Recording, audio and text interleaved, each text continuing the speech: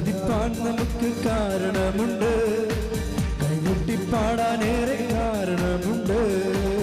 ആരാധിപ്പാൻ നമുക്ക് കാരണമുണ്ട്, കൈകൊട്ടിപ്പാടാനേറെ കാരണമുണ്ട്. ഹല്ലേലൂയ ഹല്ലേലൂയ നമ്മുടെ യേശു ജീവിക്കുന്നു. ഹല്ലേലൂയ ഹല്ലേലൂയ നമ്മുടെ യേശു ജീവിക്കുന്നു. ആരാധിപ്പാൻ നമുക്ക് കാരണമുണ്ട്, കൈകൊട്ടിപ്പാടാനേറെ കാരണമുണ്ട്. ആരാധിപ്പാൻ നമുക്ക് കാരണമുണ്ട്, കൈകൊട്ടിപ്പാടാനേറെ കാരണമുണ്ട്. സ്തുതിക്കട്ടെ. ഹല്ലേലൂയ ഹല്ലേലൂയ ഹല്ലേലൂയ. യേശുവേ നന്ദി, യേശുവേ നന്ദി. ഹല്ലേലൂയ ആരാധന, യേശുവേ മഹത്വം, ആരാധന ആരാധന. ഹല്ലേലൂയ ഹല്ലേലൂയ. യേശുവേ നന്ദി, ആരാധന. യേശുവേ മഹത്വം മഹത്വം. ഹല്ലേലൂയ ഹല്ലേലൂയ ഹല്ലേലൂയ. യേശുവേ ആരാധന. ഹല്ലേലൂയ ഹല്ലേലൂയ ഹല്ലേലൂയ ഹല്ലേലൂയ. യേശുവേ കാലുകളേറെ കുറെ വഴുതിപ്പോയെ, ചോദിച്ചത് പോലും നിനച്ചതല്ല. കാലുകൾ ഒരിക്കലും ഉയരില്ല എന്ന് നിനച്ചു. എന്റെ ദിനവുകൾ ദൈവം മാറ്റി എഴുതി, പിന്നെ കാൽ വഴുതുവാനിട വന്നില്ല.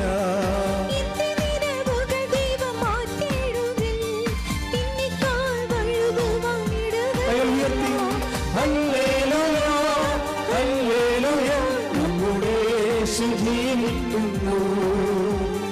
ഹല്ലേലൂയ ഹല്ലേലൂയ നമ്മുടെ യേശു ജീവിക്കുന്നു. ഹല്ലേലൂയ ഹല്ലേലൂയ നമ്മുടെ യേശു ജീവിക്കുന്നു. സ്തുതിക്കട്ടെ. ഹല്ലേലൂയ ഹല്ലേലൂയ. പരിശുദ്ധ പരമ ദിവ്യകാരുണ്യത്തിന് ആരാധനയും സ്തുതിയും പുകഴ്ചയും ഉണ്ടായിരിക്കട്ടെ. നിങ്ങൾ ദൈവതിരുസന്നിധി സന്തോഷമായിട്ടിരിക്കണം. സന്തോഷത്തിൻ്റെ കാരണം, പതിനായിരക്കണക്കിന് മനുഷ്യർ ജീവിതം തകർന്നപ്പോൾ അവർ ജീവിതം കണ്ടെത്തിയ ദൈവം അവർക്ക് കൈനീട്ടിക്കൊടുത്ത സ്വർഗത്തിൻ്റെ വാതിൽപ്പടിയിലാണ് നിങ്ങൾ ഇരിക്കുന്നത്. കൈയടിച്ച് സ്തുതിക്കട്ടെ. ഹല്ലേലൂയ ഹല്ലേലൂയ ഹല്ലേലൂയ ഹല്ലേലൂയ. യേശുവേ നന്ദി. ഹല്ലേലൂയ ഹല്ലേലൂയ. ആരാധന ആരാധന ആരാധന അങ്ങേയ്ക്ക് ആരാധന. ആരാധന ആരാധന ആരാധന അങ്ങേയ്ക്ക് ആരാധന. നിങ്ങൾക്ക് ഒരു ഗതിയും പരഗതിയുമില്ല, ഒരെത്തും പിടിയും കിട്ടണില്ല.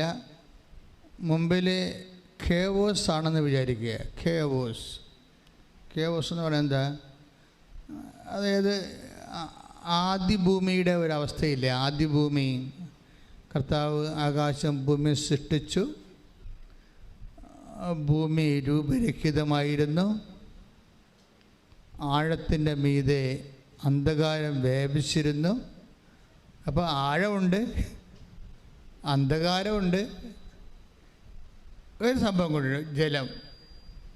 അപ്പോഴാണ് നമുക്ക് ഇനി മുന്നോട്ട് ആഴവും അന്ധകാരവും ജലവും പ്രളയവും ആയിക്കഴിഞ്ഞാൽ നിന്ന പട്ടത്തിന് നിൽക്കാനേ പറ്റത്തുള്ളൂ.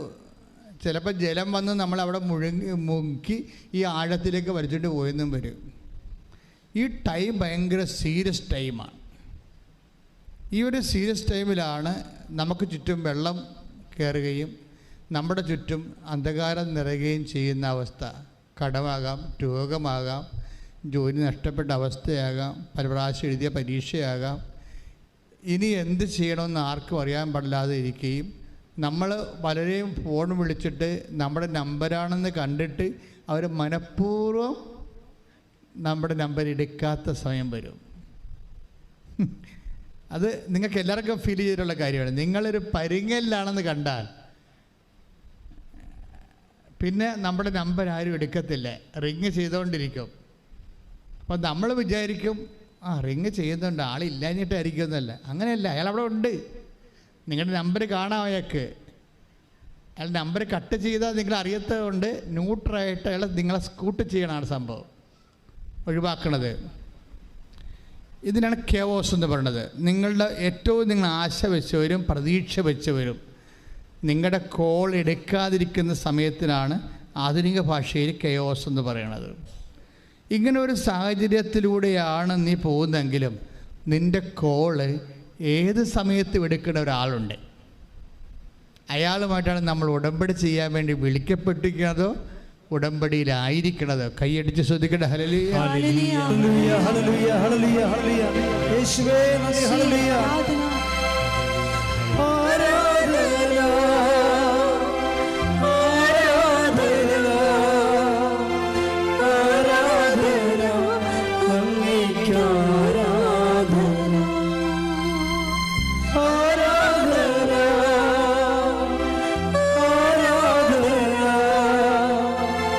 ആരാധന അങ്ങേയ്ക്ക് ആരാധന. നമ്മളെ ചോര മണക്കുന്ന ഒരു സമയമുണ്ട്, അല്ലെങ്കിൽ നമ്മളെ മൂത്രം മണക്കുന്ന ഒരു സമയമുണ്ട്, നമ്മുടെ സെക്രീഷൻസൊക്കെ നമ്മളെ മണക്കുന്ന ഒരു സമയമുണ്ട്. നമ്മളെ ആൾക്കാർ കൈകൊണ്ട് എടുക്കാൻ ബുദ്ധിമുട്ടുന്നതും നമ്മുടെ മുറിയിലോട്ട് കയറി വരാനോ നമ്മുടെ ജീവിതത്തിലൊക്കെ എത്തി നോക്കാനോ പറ്റാതെ നമ്മൾ ഒറ്റയ്ക്ക് നമ്മുടെ വിധിക്ക് വിടുന്ന ഒരു സമയമുണ്ട്. ഈ സമയമാണ് ഉടമ്പടിയുടെ സമയം. ഇതറിയണമെങ്കിൽ നിങ്ങൾ take the word of God. Ezekiel 16 അധ്യായം 4 വാക്യം വരെ. എസെക്കിയേൽ 16 അധ്യായം 4 മുതലുള്ള തിരുവചനങ്ങൾ. നീ ജനിച്ച ദിവസം നിന്റെ പൊക്കിൾ കൊടി മുറിച്ചിരുന്നില്ല. Praise the Lord. നിന്നെ കുളിപ്പിച്ച് ഒന്ന് ചിന്തിച്ചു നോക്കിക്കേ. നീ ജനിച്ച ദിവസം നമ്മളെ ഇസ്രായേലിനെ കുറിച്ച് പറയണതാണ്. ദൈവത്തിൻ്റെ തിരഞ്ഞെടുക്കപ്പെട്ട എല്ലാ വിശ്വാസികളുടെയും പ്രതീകമാണ് ഇസ്രായേൽ. അറിയാമല്ലോ, ഇസ്രായേൽ എന്ന് പറയുമ്പോൾ ഒരു രാജ്യമല്ല, ദൈവത്തിൻ്റെ തിരഞ്ഞെടുക്കപ്പെട്ട ജനമെന്നാണ് അതിൻ്റെ അർത്ഥം. അത് ആരും ആകാം. ദൈവത്തിൻ്റെ സ്നേഹത്തിലേക്ക് വിളിക്കപ്പെട്ട, വിശ്വാസത്തിലേക്ക് വിളിക്കപ്പെട്ട എനിബഡി ഈസ് ഇസ്രായേൽ. അല്ല, നിങ്ങൾ പറയും ഇസ്രായേൽ അമേരിക്ക എന്ന് പറയരുത്. ഇസ്രായേൽ ബൈബിളിൽ വിശ്വാസി എന്ന അർത്ഥമേ ഉള്ളൂ. അപ്പോൾ വിശ്വാസി ജനിച്ച ദിവസം, വിശ്വാസം രൂപപ്പെട്ട് വരുന്ന, നമ്മളിൽ വിശ്വാസം രൂപപ്പെട്ട് വരുന്ന ഒരു സമയമില്ലേ. മേരി ചേച്ചി എന്ന് പറഞ്ഞൊരു ചേച്ചി ഈ ദിവസം കൊണ്ട് സാക്ഷ്യം പറഞ്ഞ്, മേരി ചേച്ചി പറഞ്ഞ ഇതാണ്: ഞാൻ വിശ്വാസത്തിലേക്ക് വന്നിട്ട് 7 വർഷമായി, പക്ഷേ എല്ലാവരും എന്നെ ഇട്ടച്ചും പോയെന്ന്. വിശ്വാസത്തിലേക്ക് അവർ പുതുതായിട്ട് വന്നതാണ്. അതുകൊണ്ട് എൻ്റെ ആങ്ങളെ ഇട്ടച്ചും പോയി, എൻ്റെ അപ്പ, എൻ്റെ ആങ്ങളുടെ ഭാര്യ പോലും ഞാൻ വീട്ടിൽ ചെന്നിട്ട് സംസാരിച്ചില്ല. ആങ്ങളുടെ ഭാര്യ പോലും ഞാൻ വീട്ടിൽ ചെന്നിട്ട് എൻ്റെ വീട്ടിൽ അവരെന്നെ കേട്ടണില്ല. അതൊക്കെ വിശ്വാസം ഒരു ഇസ്രായേലായി മാറുമ്പോൾ, വിശ്വാസം രൂപപ്പെട്ട് വരുമ്പോൾ നമ്മുടെ ഉറ്റവരും ഉടയവരൊക്കെ പതുക്കെ നമ്മളെ ഇങ്ങനെ അവോയ്ഡ് ചെയ്ത് കളയും. എന്നിട്ട് എന്തിനാണ് ഈ മേരി ചേച്ചി എന്തിനാണ് ഇവരുടെ വീട്ടിൽ അവർ കയറ്റത്തില്ലായിരുന്നു? അവർ കയറ്റാതിരുന്നിട്ടും ഇവരെന്തിനാ ചെന്നതെന്നറിയാവോ? ഇവരുടെ അമ്മ കിടപ്പായി പോയായിരുന്നു. അമ്മയെ കാണിക്കത്തില്ലായിരുന്നു ഇവരെ. വൈരാഗ്യം കൊണ്ടേ സ്വന്തം അമ്മയെപ്പോലെ ഇവരെ കാണിക്കത്തില്ലായിരുന്നു. എങ്കിലും ഇവർക്ക് തോന്നി അമ്മയെ ഒന്ന് പോയി കാണാം. അമ്മ കിടപ്പായി പോയി, അനങ്ങാൻ പാടില്ല, അമ്മയ്ക്ക് എഴുന്നേക്കാൻ പാടില്ല. ബാത്റൂമിൽ തന്നെ പിടിച്ചു കൊണ്ടുപോയാൽ മാത്രമേ ബാത്റൂമിൽ പോകാൻ പറ്റത്തുള്ളൂ. അപ്പോൾ അമ്മയെ കാണാൻ പോയപ്പോൾ നിങ്ങളെല്ലാവരും മനസ്സിലാക്കേണ്ട ഒരു സത്യമുണ്ട് എൻ്റെ അകത്ത്. അതായത് ഈ ദിവസങ്ങൾ വരുന്ന സാക്ഷ്യത്തിൻ്റെ ഒരു രീതിയുണ്ട്. ആ സാക്ഷ്യത്തിൻ്റെ രീതി എന്ന് പറയുന്നത്, ഇപ്പോൾ തന്നെ കൊല്ലത്ത് നിന്ന് ജിബി ആൻ്റണി ഒരു സാക്ഷ്യം പറഞ്ഞു. അപ്പോൾ അവർ ഉന്നയിച്ചൊരു വിഷയമുണ്ട്. ഇപ്പം ഞാൻ വയനാട്ടിലെ മേരി ചർച്ചിൽ നിന്ന് പെട്ടെന്ന് ജിബി ആൻ്റണിയുടെ പോണതിൻ്റെ കാരണം ആ സാക്ഷി ഇൻ്റർകണക്റ്റഡാണ്. ഈ ജിബി ആൻ്റണി ഉന്നയിച്ചൊരു പ്രശ്നം, അവർ ഉടമ്പടി എടുത്ത് കഴിഞ്ഞപ്പോൾ അവരുടെ ഭർത്താവ് ഓട്ടോറിക്ഷക്കാരായിരുന്നു. അയാൾക്ക് ഓട്ടം ആൾക്കാർ വിളിച്ച് കൂടുതൽ പരിചയമില്ലാത്തവരൊക്കെ ഓട്ടം വിളിച്ചു കൊടുക്കാൻ തുടങ്ങി. പിന്നെ അയാൾ ഗൾഫിലേക്ക് പോകാൻ മാതാവ് ഇടപെട്ടു. പക്ഷേ അവിടെ മകന് ഡെങ്കുപ്പനി വന്ന് കൗണ്ട് കുറഞ്ഞ് ആശുപത്രി കൊണ്ടുപോയപ്പോൾ കൗണ്ട് കുറഞ്ഞ്. അപ്പോൾ ഡോക്ടർ പറഞ്ഞു സീരിയസ് ആണെന്ന് പറഞ്ഞപ്പോൾ അവിടെ നാട്ടിലൊക്കെ ഡെങ്കു പനിയായി കൊല്ലത്ത്. അതിൽ ഒരാൾ മരിച്ചു, അവരുടെ വീടിൻ്റെ അടുത്തുള്ള ആൾ മരിച്ചു. അപ്പോൾ ഉടമ്പടിയിൽ ഇരിക്കുകയാണ്. ഉടമ്പടിയിൽ ഇരിക്കുമ്പോൾ മകന് ഡെങ്കു പനിയായിട്ട് ആശുപത്രി കൊണ്ടുപോയി. ആൾക്കതിന് ആശുപത്രി കൊണ്ടുപോകാൻ കാശൊന്നുമില്ല. പക്ഷേ വേറെ ഒരാൾ മരിക്കുകയും ഇവരുടെ മകന് ആശുപത്രി വെച്ച് ബ്ലഡിൻ്റെ കൗണ്ട് കുറയുകയും ചെയ്തപ്പോൾ ഇവർ ചോദിക്കണ ഒരു ചോദ്യമുണ്ട്, അമ്മേ ഞാൻ ഉടമ്പടിയിലല്ലേ? അതാ എൻ്റെ ഉടമ്പടി നീ സ്വീകരിച്ചിട്ടില്ലേ? ഞാൻ ഉടമ്പടി എടുത്തതാണല്ലോ, ഇത് എന്തായിരിക്കും ഇങ്ങനെ ക്ലേശങ്ങൾ വരണത്? അയ്യോ, ഇത് ഒരു 10,000 മനുഷ്യർ ചോദിക്കുന്ന ചോദ്യമാണ് അല്ലേ? ഉടമ്പടി എടുത്തു കഴിയുമ്പോൾ നമ്മുടെ വീട്ടിൽ നമ്മൾ പ്രതീക്ഷിക്കാത്ത എന്തെങ്കിലും സംഭവിക്കുമ്പോൾ നമ്മൾ ഓർക്കും, അയ്യോ നമ്മൾ ഉടമ്പടി എടുത്തതാണല്ലോ. ആൾക്കാരെല്ലാം ഉടമ്പടി എടുക്കുമ്പോൾ പറഞ്ഞത് എന്താണ്? ഇനി നമുക്ക് അമ്മ ഉണ്ട്, പേടിക്കേണ്ടെന്നല്ലേ പറയണത്. ഇനി നമുക്ക് അമ്മയുണ്ട്, പേടിക്കേണ്ടെന്നല്ലാണ് എല്ലാവരും പറയണത്. അപ്പോൾ ഇവർ പറഞ്ഞ അമ്മ ഞങ്ങളുടെ കൂടെ ഇല്ലേ? പിന്നെ എന്താ ഞങ്ങൾക്ക് ഇങ്ങനെയൊക്കെ സംഭവിക്കണത്? ഇപ്പോൾ എൻ്റെ ഭർത്താവും പോയി, വരുമാനവും ഇല്ല, ഈ കുഞ്ഞിനെ ചികിത്സിക്കാനും പറ്റണില്ല, ഞാനിങ്ങനെ ഒറ്റക്കായി, മുമ്പത്തേക്കാൾ കഷ്ടമായല്ല ഉടമ്പടി എടുത്തിട്ട്. അപ്പോൾ ദൈവം എന്നിലില്ലേ എന്നാണ് ഇവർ ചോദിക്കേണ്ടത്. അമ്മ ഞങ്ങളുടെ കൂടെ ഇല്ലേ എന്നാണ് ചോദിക്കേണ്ടത്. അപ്പം അമ്മ ഞങ്ങളുടെ കൂടെ ഇല്ലേ എന്ന് ചോദിക്കുമ്പോൾ ആ സമയത്ത് ആ ആശുപത്രിയിൽ വേറെ ഒരു ചേടത്തി ഹോസ്പിറ്റലിൽ വന്ന്, അവിടെ ബൈ ചാൻസായിട്ട് വന്നതാണ്, അത് മാതാവൊന്നുമല്ല, ചുമ്മാ ഒരു കോയിൻസിഡൻസ് സംഭവിച്ചതാണ്. അപ്പോഴുടനെ ഈ വന്ന അപരിചിതയായ ചേച്ചി ഇവരോട് ചോദിച്ചു, ആരോടാ? ജോബി ആൻ്റണിയോട് ചോദിച്ചു, നിങ്ങൾ ഉടമ്പടി എടുത്താണല്ലേ എന്ന് ചോദിച്ചു. അപ്പോൾ എടുത്തതാണെന്ന് പറഞ്ഞു. എന്താ കാര്യം? ഇവിടെ കാശ് രൂപം കണ്ടിട്ടാണ് അവർ ചോദിച്ചത്. ഇപ്പോൾ ആൾക്കാർ ഉടമ്പടിക്കാരെല്ലാം തമ്മിൽ തിരിച്ചറിയണത് അവിടെ കാശ് രൂപം ഉള്ളത് കൊണ്ടാണ് തിരിച്ചറിയണത്. അപ്പോൾ അവർ ചിലരൊക്കെ തമ്മിൽ തിരിച്ചറിഞ്ഞാൽ കൂടെ നിന്ന് അവരുടെ വിഷയത്തിന് ഉടമ്പടിക്കാരെല്ലാം കൂടിയിട്ട് ഒരുമിച്ച് പ്രാർത്ഥിക്കും. കാര്യം അവരെല്ലാവരും ഉടമ്പടിയിലാണല്ലോ. അപ്പോൾ നിങ്ങൾ തീഷ്ണമായിട്ട് ഉടമ്പടിയിലാണായിട്ടുള്ളവരാണെങ്കിൽ, നിങ്ങൾ ഇതുപോലെ ഒരു അപരിചിതരാണെങ്കിലും ഒരുമിച്ച് പ്രാർത്ഥിക്കാൻ അവസരം കിട്ടിയാൽ പ്രാർത്ഥിക്കുന്നത് ശരിക്കും അപ്പോഴും നിങ്ങളുടെ വിഷയങ്ങൾക്കെല്ലാം ദൈവികമായ ഇടപെടലുണ്ടാകും. അത് അടയാളം തന്നെയാണ്. അപ്പോഴുടനെ ഇവർ ഈ ജോബി ആൻ്റണി പറഞ്ഞു, ഞാൻ ഉടമ്പടി എടുത്തതാണ്. അപ്പോൾ ഈ വന്ന അപരിചിത പറഞ്ഞു, എനിക്ക് വന്ന് അവിടെ പോയാൽ കൊള്ളാമെന്നുണ്ട്, പക്ഷെ പറ്റണില്ല എന്ന് പറഞ്ഞ്. എന്നിട്ട് പറഞ്ഞ് എൻ്റെ കയ്യേ, അപ്പോൾ അവർ എന്തിനാണ് പോണത്? അത് എൻ്റെ കയ്യേ പൊങ്ങണില്ല, കുറേ മാസങ്ങളായിട്ട് ഇത് പൊക്കിയിട്ടൊരു ജോലി നടക്കണില്ല, കൈ തളർന്നു പോയി. അപ്പോൾ ഉടനെ ഈ ജോബി ആൻ്റണി എന്ത് ചെയ്തറിയോ? ഉടനെ പറയും, നിങ്ങൾ സമയം കിട്ടുമ്പോൾ പോവുക, ഇപ്പം മാതാവ് നിങ്ങളെ സഹായിക്കുമെന്ന് പറഞ്ഞു. എന്നിട്ട് ഇവിടെ കയ്യിരുന്ന ഉടമ്പടി തൈലം ആശുപത്രി വെച്ചിട്ട് ഈ തളർന്നു പോയ കയ്യിൽ അവർ പെരട്ടി വിശ്വാസ പ്രമാണം ചൊല്ലിക്കൊടുത്ത്. വിശ്വാസ പ്രമാണം ചൊല്ലി പെരട്ടി കഴിഞ്ഞപ്പോൾ തന്നെ ഈ കൈ പടേന്ന് പൊങ്ങി ഇങ്ങനെയുണ്ട്. അപ്പോഴെന്ത് സംഭവിച്ചു കഴിഞ്ഞാൽ ഇവിടെ ചോദിച്ചൊരു ചോദ്യമില്ലേ? ആര്? ഡെങ്കു ആയിട്ട് മകനെ കൊണ്ടുവന്ന് ആശുപത്രി ഇട്ടേച്ച് മാതാവിനോട് ചോദിച്ചില്ലേ, മാതാവ് ഞങ്ങൾ ഉടമ്പടിയിലല്ലേ, അതാ എൻ്റെ ഉടമ്പടി നീ സ്വീകരിച്ചില്ലേ, അപ്പം നീ ഞങ്ങളെ വിട്ടു പോയോ എന്ന് ചോദിച്ചതിന് മറുപടിയാണ് ഇവരെ കൊണ്ടുവന്നിരിക്കുന്നത്. അപ്പം നിങ്ങൾ ചങ്ക് പറഞ്ഞ് മാതാവിനോട് ചോദിച്ചാൽ അപ്പോൾ ആൻസർ ചെയ്യും. അപ്പോൾ ആൻസർ ചെയ്യണമല്ല ഈ സാക്ഷ്യത്തിൻ്റെ ഒരു ഹൈലൈറ്റ് എന്ന് പറയണത് അതല്ല. എല്ലാവരും ഇതുപോലെ നിങ്ങൾ പത്രം കൊടുക്കുന്നുണ്ട്. എന്തിനാണ് പത്രം കൊടുക്കുന്നത്? ക്രിസ്തുവിനെ ലോകം അറിയാൻ വേണ്ടിയാണല്ലേ. പക്ഷെ നിങ്ങളുടെ കയ്യിൽ കുറേ ആയുധങ്ങളുണ്ട്. ഉപ്പുണ്ട്, അതുപോലെ തന്നെ അതുപോലെ തന്നെ ഉടമ്പടി തൈലമുണ്ട്. ഇപ്പോൾ ഈ വയനാട്ടിലത്തെ മേരി ചേച്ചി എന്താ ചെയ്യുന്നറിയാമോ?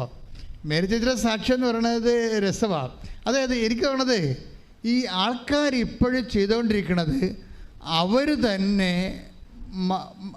വിശ്വാസത്തിൽ എംപവറായിട്ട് മറ്റുള്ളവരെ വിശ്വാസത്തിലേക്ക് കൊണ്ടുവരികയാണ്.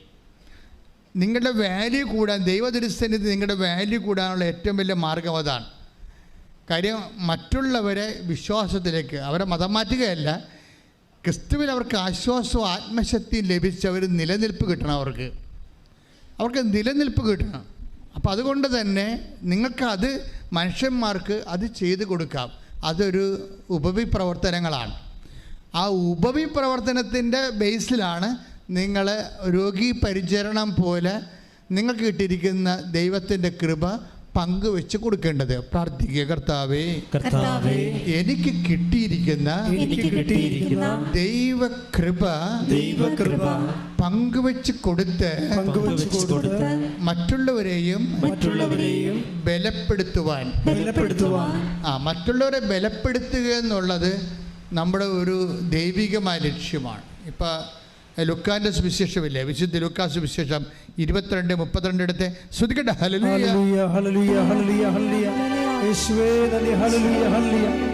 ലൂക്കാ എഴുതിയ സുവിശേഷം 22-ാം അധ്യായം 32-ാമത്തെ വാക്യം. ലൂക്കാ 22:32. എന്നാൽ നിന്റെ വിശ്വാസം ക്ഷയിക്കാതിരിക്കാൻ ഞാൻ നിനക്ക് വേണ്ടി പ്രാർത്ഥിച്ചു. നീ തിരിച്ചു വന്ന് നിന്റെ സഹോദരരെ ശക്തിപ്പെടുത്തണം.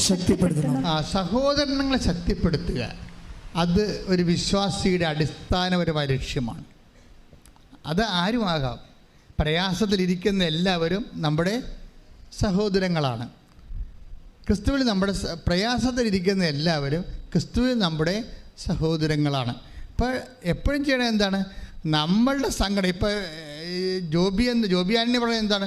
ഞാൻ ഉടമ്പടി എടുത്തിട്ട് എൻ്റെ മകന് ഡെങ്കു വന്നല്ലോ, അവന് ഒരു ഫ്രൂട്ട്സ് വാങ്ങിച്ചു കൊടുക്കാൻ പോലും എൻ്റെ കാശിലല്ലോ, എൻ്റെ ഭർത്താവ് നാട്ടിലില്ലല്ലോ, ഞാൻ ഒറ്റക്കാണല്ലോ, എൻ്റെ ഉടമ്പടി എടുത്തിട്ട് എനിക്ക് സങ്കടമാണല്ലോ എന്നാണ് നമുക്കപ്പോൾ ഇതിങ്ങനെ നിരാശ ഇങ്ങനെ കിടക്കുന്ന ആൾ. എന്നിട്ട് കർത്താവ് എന്താ പറയണത്? ഈ നിരാശയിൽ നീ കിടക്കരുത്, ഉടമ്പടി എടുത്ത ആൾ നിരാശ കിടക്കരുത്. എന്താണ്? നീ തിരിച്ചു വരണമെന്ന്. മനസ്സിലായില്ല? പത്രോസിനോട് കർത്താവ് പറയണം, നീ തിരിച്ചു വരണം. അതാണ് ലൂക്കാ 22:32. നീ തിരിച്ചു വന്നാൽ മാത്രം പോരാ, എന്തു ചെയ്യണം? നിൻ്റെ സഹോദരനെ ബലപ്പെടുത്തണം. എന്ന് പ്രാർത്ഥിച്ചേ. കർത്താവേ, ഉടമ്പടിയുടെ വലിയ സ്വർഗീയ ബലം ആത്മശക്തി എന്നിൽ അഭിഷേകമാകാൻ എൻ്റെ വിശ്വാസം മറ്റുള്ളവരെ ആശ്വസിപ്പിക്കുവാൻ സ്വർഗത്തിന്റെ സുവിശേഷത്തിന്റെ ഉപകരണമാക്കാൻ മറ്റുള്ളവരെ ബലപ്പെടുത്താൻ എന്നെ സുവിശേഷത്തിന്റെ ഉപകരണമാക്കണമേ. സ്തുതിക്കട്ടെ. ഹല്ലേലൂയ, ഹല്ലേലൂയ, ഹല്ലേലൂയ, ഹല്ലേലൂയ, ഹല്ലേലൂയ, ഹല്ലേലൂയ. യേശുവേ നന്ദി. ഹല്ലേലൂയ, ഹല്ലേലൂയ, ഹല്ലേലൂയ, ഹല്ലേലൂയ, ഹല്ലേലൂയ, ഹല്ലേലൂയ. കരങ്ങളടിച്ചോട് പാടാം. ആത്മശക്തിയെ ഇറങ്ങി എന്നിൽ വാ, മഴ പോലെ പെയ്തിറങ്ങി വാ, മഴ പോലെ പെയ്തിറങ്ങി വാ. സ്വർഗീയത്തിയെ ഇറങ്ങി എന്നിൽ വാ, മഴ പോലെ പെയ്തിറങ്ങി വാ, മഴ പോലെ പെയ്തിറങ്ങി വാ. ആത്മനദിയായൊഴുകി എന്നിലിന്നു വാ, ആത്മശക്തിയായൊഴുകി എന്നിലിന്നു വാ, ആത്മനദിയായൊഴുകി എന്നിലിന്നു വാ, ആത്മശക്തിയായൊഴുകി എന്നിലിന്നു വാ. മഴ പോലെ പെയ്തിറങ്ങി വാ, മഴ പോലെ പെയ്തിറങ്ങി വാ, മഴ പോലെ പെയ്തിറങ്ങി വാ, മഴ പോലെ പെയ്തിറങ്ങി വാ. പരിശുദ്ധ പരമദിവ്യകാരണത്തിന് ആരാധനയും സ്തുതിയും പുകഴ്ചയും ഉണ്ടായിരിക്കട്ടെ. അപ്പോഴേ ഈ കൊല്ലത്തെ ജോബി ആൻ്റണി ഇവിടെ കൈ പൊങ്ങിക്കഴിഞ്ഞപ്പോൾ അവർക്ക് മനസ്സിലായി. എന്ത് മനസ്സിലായി? ഉടമ്പടിയിൽ അവർക്ക് ഇടയ്ക്ക് ദുഃഖങ്ങളൊക്കെ ഉണ്ടെങ്കിലും ഉടമ്പടിയിലാണവർ, ദൈവം അവരെ വിട്ട് പോയിട്ടില്ല. അതൊരു അടയാളം കാണിക്കുകയാണ്. അപ്പം നിങ്ങളിതുപോലെ ഈ സാക്ഷികൾക്ക് മനസ്സിലാകണം. ഉടമ്പടി എടുത്താലും ചില സമയത്ത് ജീവിതത്തിൻ്റെ ചില സ്വാഭാവികമായ കഷ്ടപ്പാടുകൾ ഉണ്ടാകുമ്പോൾ നിങ്ങളുടനെ മതിമറന്നിട്ട് ഉടമ്പടിയിൽ ഉഴപ്പ് കാണിക്കരുത്. അങ്ങനെയാണ് പല ആൾക്കാർക്കും പണി കിട്ടിയിരിക്കുന്നത്. ദൈവം എപ്പോഴും വിശ്വസ്തനായിരിക്കും. അതായത് ഇപ്പം തിമോത്തി 2 പറയുന്ന പോലെ, ഇപ്പം 2:20 എടുത്ത്, അതായത് നമ്മൾ അവിശ്വസ്തനായിരുന്നാലും ദൈവം വിശ്വസ്തനായിട്ട് തുടരും. ശ്രദ്ധിക്കട്ടെ. ഹല്ലേലൂയ ഹല്ലേലൂയ ഹല്ലേലൂയ ഹല്ലേലൂയ. യേശുവേ നന്ദി. ഹല്ലേലൂയ ഹല്ലേലൂയ ഹല്ലേലൂയ ഹല്ലേലൂയ ഹല്ലേലൂയ ഹല്ലേലൂയ ഹല്ലേലൂയ. യേശുവേ സ്തുതി. ഹല്ലേലൂയ ഹല്ലേലൂയ ഹല്ലേലൂയ ഹല്ലേലൂയ ഹല്ലേലൂയ ഹല്ലേലൂയ. യേശുവേ നന്ദി. ഹല്ലേലൂയ ഹല്ലേലൂയ ഹല്ലേലൂയ ഹല്ലേലൂയ. 2 തിമോത്തി 2-ാം അധ്യായം 13-ാമത്തെ വാക്യം. നാം അവിശ്വസ്തരായിരുന്നാലും പറഞ്ഞേ. നാം അവിശ്വസ്തരായിരുന്നാലും അവൻ വിശ്വസ്തനായിരിക്കും. ഇത് ഉടമ്പടിക്കാരെല്ലാം മനസ്സിലാക്കേണ്ട സംഭവമാണ്. അല്ല, ജോബിയാനിയെ പോലെ പെട്ടെന്ന് എന്തെങ്കിലും ഒരു സംഭവം നടക്കുമ്പോൾ തന്നെ ദൈവം എന്നെ കൈവിട്ടെന്നും പറഞ്ഞ് കണ്ണാക്കിടരുത്. ദൈവം സ്റ്റാറ്റസ് കീപ്പ് ചെയ്യും. നമ്മളാണ് ഇത്. നമ്മളോട് പറയും നീ തിരിച്ചു വരാൻ പറയും. ദൈവമല്ല തിരിച്ചു വരേണ്ടത്. ലുക്ക 22:32 എഴുതിയിരിക്കുന്നത് എന്താണ്? ദൈവമല്ല തിരിച്ചു വരേണ്ടത്, പിന്നെന്താണ്? നീ തിരിച്ചു വരണം. നീ തിരിച്ചു വന്നിട്ട് എന്ത് ചെയ്യണം? നീ ബലപ്പെടാൻ വേണ്ടി മറ്റുള്ളവരെ ബലപ്പെടുത്തണം. മനസ്സിലായില്ലേ? ഇപ്പം നിങ്ങൾ ഉടമ്പടിയിൽ ഇപ്പം ഒരു വീണ് പോയെങ്കിലും നീ ദൈവമല്ല തിരിച്ചു വരണം. ദൈവം അവിടെ വിശ്വസ്തനായിട്ടുണ്ട്. നമ്മൾ തിരിച്ചു വരണം. തിരിച്ചു വന്നിട്ട് എന്ത് ചെയ്യണം? മറ്റുള്ളവരെ ബലപ്പെടുത്തി. തിരിച്ചു വരിക എന്ന് വെച്ചിട്ട് എന്തിനാ? തിരിച്ചു വന്നിട്ട് നമ്മൾ പ്രാർത്ഥിച്ചുകൊണ്ട് ഇരുട്ട് മുറുകിയിരിക്കുകയല്ല.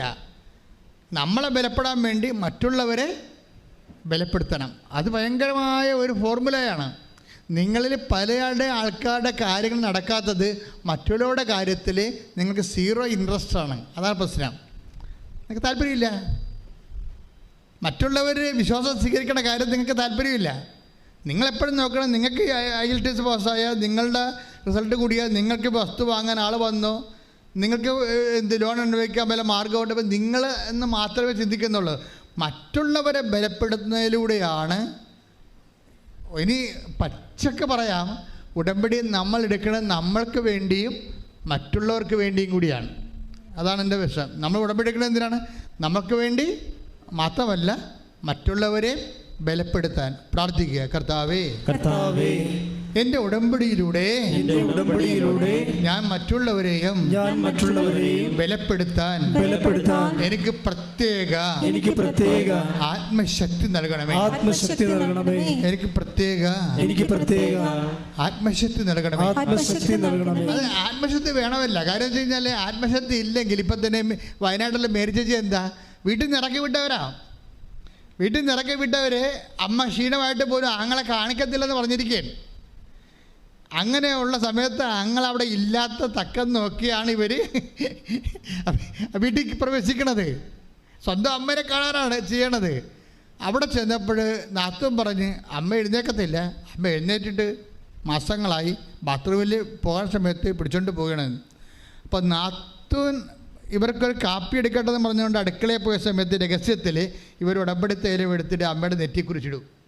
വിശ്വപ്രമാണം ചൊല്ലി ഇവർ നോക്കി നിൽക്കുമ്പോൾ കുറേ സമയത്ത് കഴിയുമ്പോൾ അമ്മ തന്നെ എഴുന്നേറ്റ് എന്നെ കാണാം. എനിക്ക് തോന്നുന്നത് ഇപ്പോൾ 2024 ആയപ്പോൾ ഉടമ്പടിയിലൂടെ ദൈവം വേറെ ഒരു ഫേസിലേക്ക് ഇതിനെ കൊണ്ടുപോവുകയാണ് ശരിക്കും. കാര്യം നിങ്ങൾ വഴി നിങ്ങളുടെ സഹോദരങ്ങളെ ബലപ്പെടുത്തുന്നതിലൂടെ ദൈവത്തിൻ്റെ തിരുസന്നിധിയിൽ മൂല്യവത്തായ ഒരു വ്യക്തിയായിട്ട് ദൈവം നിങ്ങളെ ഉയർത്തിയിരിക്കുന്നു. കൈ ഇടിച്ച് കർത്താവ്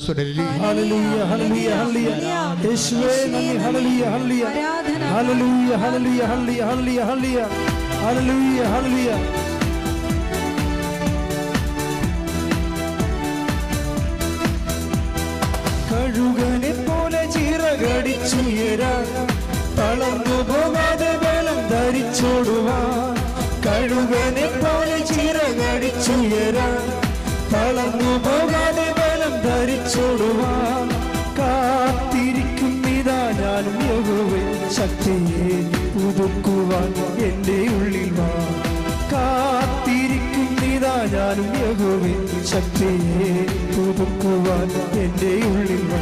മഴ പോലെ പെയ്തിറങ്ങി വാ, മഴ പോലെ പെയ്തിറങ്ങി വാ, മഴ പോലെ പെയ്തിറങ്ങി വാ, മഴ പോലെ പെയ്തിറങ്ങി വാ. ആത്മശക്തിയെ ഇറങ്ങി എന്നിൽ വാ, ഇറങ്ങി എന്നിൽ വാ. പോലെ പെയ്തിറങ്ങി വാ, മഴ പോലെ പെയ്തിറങ്ങി വാ. സ്വർഗീയത്തിയെ ഇറങ്ങി എന്നിൽ വാ, ഇറങ്ങി എന്നിൽ വാ, മഴ പോലെ പെയ്തിറങ്ങി വാ, മഴ പോലെ പെയ്തിറങ്ങി വാ. പരിശുദ്ധ പരമദിവ്യകാരുണ്യത്തിന് എന്നേരവും ആരാധനയും സ്തുതിയും പുകഴ്ചയും ഉണ്ടായിരിക്കട്ടെ. പിന്നെ വരുന്ന ഇനി നമ്മുടെ ജോബി ആൻ്റണിയുടെ ജീവിതത്തിൽ വരുന്ന സെക്കൻഡ് ഫേസ് എന്ന് വെച്ച് കഴിഞ്ഞാൽ, പെട്ടെന്ന് ഈ ചേട്ടത്തിൻ്റെ കൈ പൊങ്ങിയല്ലോ, അതിനുശേഷം പിന്നെ സംഭവിക്കുന്നത് പെട്ടെന്ന് ഇവർ ആശുപത്രിയിൽ പ്രവേശിപ്പിച്ച ഇവരുടെ മകൻ്റെ ബ്ലഡ് കൗണ്ട് നോർമലാവും. അപ്പോൾ തന്നെ അവൻ അവിടെ നിന്ന് അവനെ ആശുപത്രിയിൽ നിന്ന് ഡിസ്മിസ് ചെയ്യും. അച്ഛാ പെട്ടെന്നായി സംഭവം. ദാറ്റ് മീൻസ് അപ്പോൾ എന്തിനു വേണ്ടിയാണ് ഈ ഡെങ്കു വന്ന് ഈ മകനെ കൊണ്ടുപോയെന്ന് ചോദിച്ചു കഴിഞ്ഞാൽ, ഒന്ന്, നിന്നിൽ നിക്ഷേപിച്ചിരിക്കുന്ന ശക്തി ഉടമ്പടിയിലൂടെ ഞാൻ തിരിച്ചെടുത്തിട്ടില്ല. It is there. നീ തെറ്റിദ്ധരിച്ചിരിക്കുന്നതാണ്, നിനക്കിപ്പോഴും നീ ഉടമ്പടിയിലാണ് എന്ന് പറയാൻ വേണ്ടിയാണ് ഈ ഡെമോൺസ്ട്രേഷൻ വരണത്. ഇതൊരു ഡെമോൺസ്ട്രേഷനാണ്, കവനൻ്റ് ഡെമോൺസ്ട്രേഷൻ. എന്താ അതിനുശേഷം ഇവർ വീട്ടിൽ പോകും. വീട്ടിൽ പോയപ്പോൾ വേറെ കാലാവസ്ഥ വന്ന് മകനെയും കൊണ്ട് വീട്ടിൽ പോയി. മകനെയും കൊണ്ട് വീട്ടിൽ പോയി പിറ്റേ ദിവസം ഇവർക്ക് ഡെങ്കുവായി സംഭവം. അതായത് ഒരു സ്റ്റോറി പോണ പോക്കുണ്ടല്ലേ. അപ്പോൾ ഇവർക്ക് നമുക്കറിയാലോ, നമ്മുടെ ബോഡിയെ തൊട്ട് കഴിഞ്ഞാൽ നമുക്ക് എല്ലാവരുടെ കാര്യവും നമ്മൾ അന്വേഷിക്കുകയും തിരക്കുകയും പറയുകയും ഒക്കെ ചെയ്യും. പക്ഷേ നമ്മുടെ ബോഡിയെ എന്തെങ്കിലും തൊട്ട് കഴിഞ്ഞാൽ പിന്നെ നമ്മൾ ആരുടെ കാര്യവും അന്വേഷിക്കത്തില്ല. ഒരു കൊതുക് പറഞ്ഞാൽ പോലും നമ്മൾ അതിനെ തന്തക്ക് വിളിക്കും. അല്ല, ആൾക്കാർക്ക് പനി കയറി കഴിഞ്ഞാലേ ആൾക്കാരുടെയൊക്കെ സ്വഭാവമല്ല, അടുക്കത്തില്ല. പക്ഷേ ഈ എപ്പോഴും നിങ്ങൾ മനസ്സിലാക്കേണ്ടത്, ഏറ്റവും നിങ്ങൾ ഡെലീരിയം കണ്ടീഷനിൽ ഇരിക്കുമ്പോഴാണ് ഏറ്റവും നിങ്ങൾ എംപവർ ആയിരിക്കുന്നത്. അത് എപ്പോഴും നമ്മൾ ശ്രദ്ധിക്കണം. ഏറ്റവും ഡെലീരിയം, അതായത് ഇപ്പോൾ പണ്ട് എനിക്കൊരു അനുഭവം ഉണ്ടായി. ഇപ്പം ഞാനിങ്ങനെ ഒരു പള്ളിയിൽ അസ്തേന്തിയായിട്ടിരിക്കുകയാണ്, അസ്റ്റൻ്റ്. അപ്പോൾ അവിടെ അച്ഛനില്ല, അവിടെ അച്ഛൻ ധ്യാനിക്കാനാവറ്റ പോയിരിക്കുക. അപ്പം ഞാനുണ്ട്, ഇടിമിട്ടി മഴ പെയ്യേ. എനിക്കാണെങ്കിൽ തൊണ്ട വരണ്ടല്ല, ഇങ്ങനെ തൊണ്ട കാർച്ച, തോട്ട്സോറ്, പിന്നെ നെഞ്ച് പറയണ ചുമ, രാത്രി ആകുമ്പോൾ ഉണ്ടാകുന്ന രാപ്പനി, എല്ലാം കൊണ്ട് ഞാൻ ഇരുന്ന് ഛർദ്ദിക്കുകയാണ്. അപ്പോൾ കറണ്ടും പോയി. അപ്പോൾ എല്ലാ വയ്യാവേലികളും ഒരുമിച്ച് വരികയാണ്, കറണ്ടും പോയി. ഞാൻ പുറത്തിരുന്ന് ഛർദ്ദിക്കുന്ന സമയത്താണ് കറണ്ട് പോയത്. വീട്ടിൽ കണ്ണും കാണാൻ പോലെ അകത്തോട്ട് കയറാൻ, മൊത്തം ബ്ലാക്ക് ഔട്ടാക്കി. ഇടുക്കൂട് കാറ്റാണ്. അപ്പോഴുണ്ടൊരു മനുഷ്യൻ വന്ന് രാത്രി വന്ന് മേഴയുടെ വാതിലെ കൊട്ടി. അപ്പം ഞാൻ ലുങ്കിയൊക്കെ കൊടുത്ത് ബെനിനൊക്കെ ഇട്ടിരുന്ന് ഛർദ്ദിക്കുന്ന രംഗമാണ്. എൻ്റെ യഥാർത്ഥ ഒരു രൂപം കണ്ട ആ മനുഷ്യൻ പെടച്ചതല്ലി വിണിച്ചാവും. അപ്പം ഞാൻ മിണ്ടായിരുന്നു. പക്ഷെ ഇയാൾ സമ്മതിക്കണില്ല, ഇയാൾ കൊട്ടിക്കൊണ്ടിരിക്കുകയാണ്. അപ്പോൾ ഞാൻ പറഞ്ഞു, ചേട്ടാ അവിടെ നിൽക്ക്, ഞാൻ ഛർദ്ദിച്ചിരിക്കുകയാണ്, ഇങ്ങോട്ട് ഇപ്പോൾ വരരുത്. അപ്പോൾ പുള്ളി അത് മൈൻഡ് ചെയ്യില്ല. പുള്ളി വന്നു, പക്ഷേ ഇരുട്ടത്ത് തപ്പി പിടിച്ച് പുള്ളി അവിടെ വരുന്ന ആളാണ്. കുറച്ച് കഴിഞ്ഞപ്പോൾ ഞാൻ നിരച്ച് പോയി ബാത്റൂമിൽ പോയി ടബൊക്കെ കയ്യിലൊക്കെ പോയി കഴുകി ലുങ്കിയൊക്കെ മാറി ഉടുപ്പൊക്കെ ഇട്ട് അങ്ങനെ ഇരിക്കുന്ന സമയത്ത് കറണ്ട് വന്നു. ഒരു മെഴുകുതിരിയൊക്കെ കത്തിച്ച് വന്ന സമയത്ത് പുള്ളി വന്നു. ഞാൻ എന്നെ ഇത്രയും തിരക്കെന്താണെന്ന് ചോദിച്ചു. അപ്പോൾ ഞാനോർത്ത് വല്ല ഈ ആൾക്കാർ ലാസ്റ്റ് സക്രമെൻ്റ് വരത്തില്ല, അപ്പൻ അമ്മയൊക്കെ മരിക്കാൻ പോകണമെങ്കിൽ ഇതുപോലെ വന്ന് തിരക്ക് കൂട്ടും ആൾക്കാർ. കാര്യം സമയമില്ലല്ല, മരിക്കണേ കൊണ്ടുപോയി മുമ്പ് കുർബാന കൊടുക്കണ്ടേ. അപ്പം അങ്ങനെ വല്ല കേസുമായതുകൊണ്ട് ഞാൻ വളരെ സംയമനത്തോടെ ഇരിക്കുകയാണ് ഈ മനുഷ്യനോട് സംസാരിക്കണം. അപ്പോൾ പറഞ്ഞു, എൻ്റെ അച്ഛ, എന്നുവെച്ചാൽ ഞങ്ങൾ 40 പേര് വള്ളത്തിൽ പോയിട്ട് ഇപ്പോൾ 2 ആഴ്ചയായിട്ട് ഒരു കരിനന്ദം പോലും, നന്ദനം എന്ന് പറയാൻ മനസ്സിലാവില്ല നിങ്ങൾക്ക്, മീനെ, അത് കരിനന്ദം വെച്ചാൽ കടപ്പുറത്ത് ഒന്നുമില്ലെങ്കിൽ ചെറിയ നന്ദം കിട്ടണ കാലം ഉണ്ടായിരുന്നു. അതും കിട്ടണില്ലെന്ന് പറയും. അപ്പോൾ എല്ലാവരും പട്ടിണിയാണെന്ന് പറയും. അപ്പോഴേ ഒന്നെങ്കിൽ ഞാൻ അവിടെ പോയി വെഞ്ചരിച്ച് കൊടുക്കണം രാത്രി. അവിടെയൊക്കെ ഇരിക്കുമ്പോൾ അങ്ങനെയാണ് എൻ്റെ രീതികൾ. മിക്കവാറും അച്ഛന്മാർ പോകും. അപ്പോൾ ഞാൻ പറഞ്ഞു, ചേട്ടാ എൻ്റെ വശകേടാണ്, ഞാൻ ആരെങ്കിലും നാളെ രാവിലെ കുർബാനയ്ക്ക് ഒരു അച്ഛനെ കിട്ടിയിട്ടേ, നാളെ രാവിലെ കുർബാനയില്ലേ, രാത്രി അവിടെ നിന്ന് പോകണമെന്ന് എനിക്ക് ആഗ്രഹമുണ്ട്, അല്ലെങ്കിൽ ഞാൻ കിടന്ന കിടപ്പ് ശരിയാകത്തില്ല. അപ്പോൾ ഏതെങ്കിലും ഹോസ്പിറ്റലിൽ പോയി അഡ്മിറ്റ് ചെയ്യണമെന്നുണ്ട്. പക്ഷേ അച്ഛനെ വിളിച്ചിട്ട്, പണ്ടത്തെ ഈ കറക്കണ ഫോണല്ലേ, കാറ്റുമാണ്, അപ്പോൾ എടുക്കുമ്പോൾ അച്ഛന്മാരെ കിട്ടത്തില്ല. അപ്പോൾ അങ്ങനെ ഒരു അവസ്ഥയിൽ ഞാനിങ്ങനെ ഈ തളർന്ന് ഇതിനെ കുത്തി കറക്കിക്കൊണ്ടിരിക്കുകയാണ്. ഞാൻ ചേട്ടാ ഒരു അച്ഛനെ കിട്ടിയിട്ട് വേണം എനിക്ക് രാത്രി ഇവിടുന്ന് ആശുപത്രിയിൽ പോകാൻ, അതാണ് അവസ്ഥ. അപ്പോൾ അച്ഛൻ എന്നോട് പറഞ്ഞു, അച്ഛാ എന്തെങ്കിലും ഒന്ന് വെഞ്ചരിച്ച് തരാൻ പറഞ്ഞു. ഉടനെ ഞാനത് കാശ് അവിടെ മേശയിൽ നിന്ന് എടുത്തിട്ട് ഒരു കാശുരം എടുത്തിട്ട് വിശ്വാസപ്രമാണം ചൊല്ലി ഈ മത്സ്യബന്ധ നിയോഗ പ്രാർത്ഥന, പ്രത്യേക പ്രാർത്ഥനയുണ്ട്, ആ ചൊല്ലിയിട്ട് ചേട്ടന് കൊടുത്ത് ബ്ലസ് ചെയ്ത് വിട്ട്. എന്നിട്ട് എനിക്ക് പിന്നെ ആ ചേട്ടൻ പോയി കഴിഞ്ഞപ്പോൾ തന്നെ എനിക്ക് അച്ഛനെ കിട്ടി. ലോണിൽ മറുവ കണ്ടുന്നൊരു അച്ഛനെ കൊച്ചിയിൽ നിന്ന് കിട്ടി. ഞാൻ അച്ഛനെ ഏൽപ്പിച്ച് വെച്ചാൽ എപ്പോൾ ഞാൻ വരുമെന്നറിയത്തില്ല, എത്ര ദിവസം കിടക്കേണ്ടി വരുമെന്നറിയത്തില്ല, അച്ഛൻ വന്ന് കുർബാന ചൊല്ലി കൊടുക്കണമെന്ന് പറഞ്ഞ് അച്ഛനെ ഏറ്റ് ഞാൻ രാത്രി ഓട്ടോറിക്ഷ എടുത്ത് പോവുകയും ചെയ്തു. ഞാൻ പിന്നെ വന്നെ 2 ആഴ്ച കഴിഞ്ഞിട്ടാണ് കിടന്നു പോയി. 2 ആഴ്ച കഴിഞ്ഞിട്ടാണ് ഞാൻ വരണത്. 2 ആഴ്ച കഴിഞ്ഞിട്ട് വരുമ്പോൾ പിറ്റേ ദിവസം ഈ ചേട്ടൻ വന്ന്. അപ്പോൾ ഞാനോട് കർത്താവേ പഴയ ദുരിതം പറയാൻ വേണ്ടി വരികയാണ്. അപ്പോൾ പുള്ളി ഭയങ്കര ഹാപ്പിയാണ്. ഞാൻ പറഞ്ഞ് അപ്പം ഞാൻ പറഞ്ഞ ചേട്ടാ സന്തോഷമാണ്. ആ സന്തോഷം അന്ന് തന്നെ രക്ഷപ്പെട്ടെന്ന് പറഞ്ഞു. കാര്യം ഈ കാശുരം കൊണ്ട് കെട്ടുകയും പുള്ളി കൊണ്ടുപോയി പിറ്റേ ദിവസം പോയി വങ്കടയെന്ന് പറഞ്ഞൊരു വലിയ മത്സ്യമുണ്ട്, അതിൻ്റെ ഒരു കൂട്ടത്തിന് കടലിൽ അടിച്ചത് മൊത്തം അന്നത്തെ 40,000 രൂപ കിട്ടി. 93 ഈ കാലഘട്ടം. ഇപ്പം എത്രയായി? 2000 ഇപ്പം 30 കൊല്ലമായില്ലേ. 30 കൊല്ലം മുമ്പ് 40,000 രൂപ കിട്ടിയാൽ അത് വലിയ ഒരു കിട്ടലാണ്. അതിനുശേഷം അവർക്ക് പിന്നെ അരി മുട്ടിയിട്ടില്ല. അപ്പം ഞാൻ മനസ്സിലാക്കിയ സത്യം എന്താ വെച്ച് കഴിഞ്ഞാൽ, ഞാൻ വയ്യാണ്ടിരുന്ന് 0 ആയിട്ട് തകർന്നിരുന്ന സമയത്താണ് ഈ സംഭവം ചെയ്തിരിക്കുന്നത്. അന്ന് മുതൽ ഞാനൊരു കാര്യം പഠിച്ചു. എന്താ വെച്ചാൽ ഇതിനിടയ്ക്ക് എനിക്ക് പണ്ട് വലിവ് വരുമായിരുന്നു. ഇപ്പോഴാണ് ഞാൻ വലിവൊന്നും വരാത്തത്. വലിവ് ഇങ്ങനെ വന്നത് അത് കുഞ്ഞുനാളും വരെ ഉള്ളതാണ്. വലിവ് ഇങ്ങനെ വരും. വലിവ് വന്നാൽ പിന്നെ അത് പോകത്തില്ല. അപ്പോൾ വലിവ് വന്ന് ആശുപത്രി കട്ടിലേൽ മേടെ കിടക്കിയിരിക്കും. പക്ഷെ കിടന്നാലും ഈ ആൾക്കാർ ഒളിച്ചും പാത്ത് വെക്കുക, ഒരു വാതിൽ തുറന്ന് അപ്പം തന്നെ ചാടി അകത്ത് കയറിയിട്ട് അച്ഛ ഭാര്യനെ ആശുപത്രി കൊണ്ടുപോകണമെന്നൊക്കെ പറയും, വേറെ പിടിച്ച് പ്രാർത്ഥിക്കാനൊക്കെ പറയും. പക്ഷേ എനിക്ക് വലിവാണെന്നൊക്കെ പറഞ്ഞാൽ അവർ അംഗീകരിക്കത്തില്ല. കാര്യം അവരെ സംബന്ധിച്ചിടത്തോളം അത് വേറെ ഒരു വിശ്വാസമാണത്. അപ്പം ഞാനത് പ്രാർത്ഥിച്ച് കൊടുക്കും. കിടന്നാലും കിടന്നുകൊണ്ട് പ്രാർത്ഥിച്ച് കൊടുക്കും. കാര്യം വെച്ച് കഴിഞ്ഞാൽ ഇതെന്താ പ്രശ്നം വെച്ച് കഴിഞ്ഞാൽ, നമ്മൾ എന്തുമാത്രം അവശരാകുന്നുവോ അത്രയും ഒരു ദൈവ വേലക്കാരൻ്റെ പവർ കൂടിക്കൊണ്ടിരിക്കും. വിശ്വാസിയുടെ ഒരു ഗുണം അതാണ്. അത് നിങ്ങളെപ്പോഴും നമ്മൾ ശ്രദ്ധിക്കണം. അതുകൊണ്ടാണ് വചനം പറയണത് ബലഹീനതയിലാണ് ദൈവത്തിൻ്റെ അതിന് 2 കൊരിന്ത്യർ 12:9 എടുത്ത് ശ്രുതിക്കട്ടെ. ഹല്ലേലൂയ ഹല്ലേലൂയ ഹല്ലേലൂയ ഹല്ലേലൂയ യേശുവേ നന്ദി. ഹല്ലേലൂയ ഹല്ലേലൂയ ഹല്ലേലൂയ ഹല്ലേലൂയ ഹല്ലേലൂയ ഹല്ലേലൂയ ഹല്ലേലൂയ യേശുവേ സ്തുതി. ഹല്ലേലൂയ ഹല്ലേലൂയ ഹല്ലേലൂയ ഹല്ലേലൂയ ഹല്ലേലൂയ ഹല്ലേലൂയ ഹല്ലേലൂയ. 2 കൊരിന്തോസ് 12-ാം 9-ാമത്തെ വാക്യം. എന്നാൽ അവിടുന്ന് എന്നോട് അരുൾ ചെയ്തു. പറഞ്ഞേ, എന്നാൽ അവിടുന്ന് എന്നോട് അരുൾ ചെയ്തു. ഏറ്റു പറഞ്ഞേ, എന്നാൽ അവിടുന്ന് എന്നോട് അരുൾ ചെയ്തു, നിനക്കെന്റെ കൃപ മതി. നിനക്കെന്റെ കൃപ മതി. എന്തെന്നാൽ ബലഹീനതയിലാണ് എന്റെ ശക്തി പൂർണ്ണമായി പ്രകടമാകുന്നത്. ഇതാണ് വെച്ചാൽ എന്തെന്നാൽ പറഞ്ഞേ, എന്തെന്നാൽ നിനക്കെന്റെ കൃപ മതി. എന്താ പ്രോബ്ലം വെച്ചാൽ നമുക്ക് ചിലപ്പോൾ കടങ്ങളുണ്ടാകാം. ചിലപ്പോൾ നമ്മുടെ വീട് മൂന്ന് പറമ്പും ജപ്തി നടപടി വന്നിരിക്കുകയായിരിക്കാം. അപ്പോഴും ദൈവം പറയും മൈ ഗ്രേസ്, നിൻ്റെ വീട് ചിലപ്പോൾ പോകുമായിരിക്കും, പക്ഷേ my grace is sufficient for you.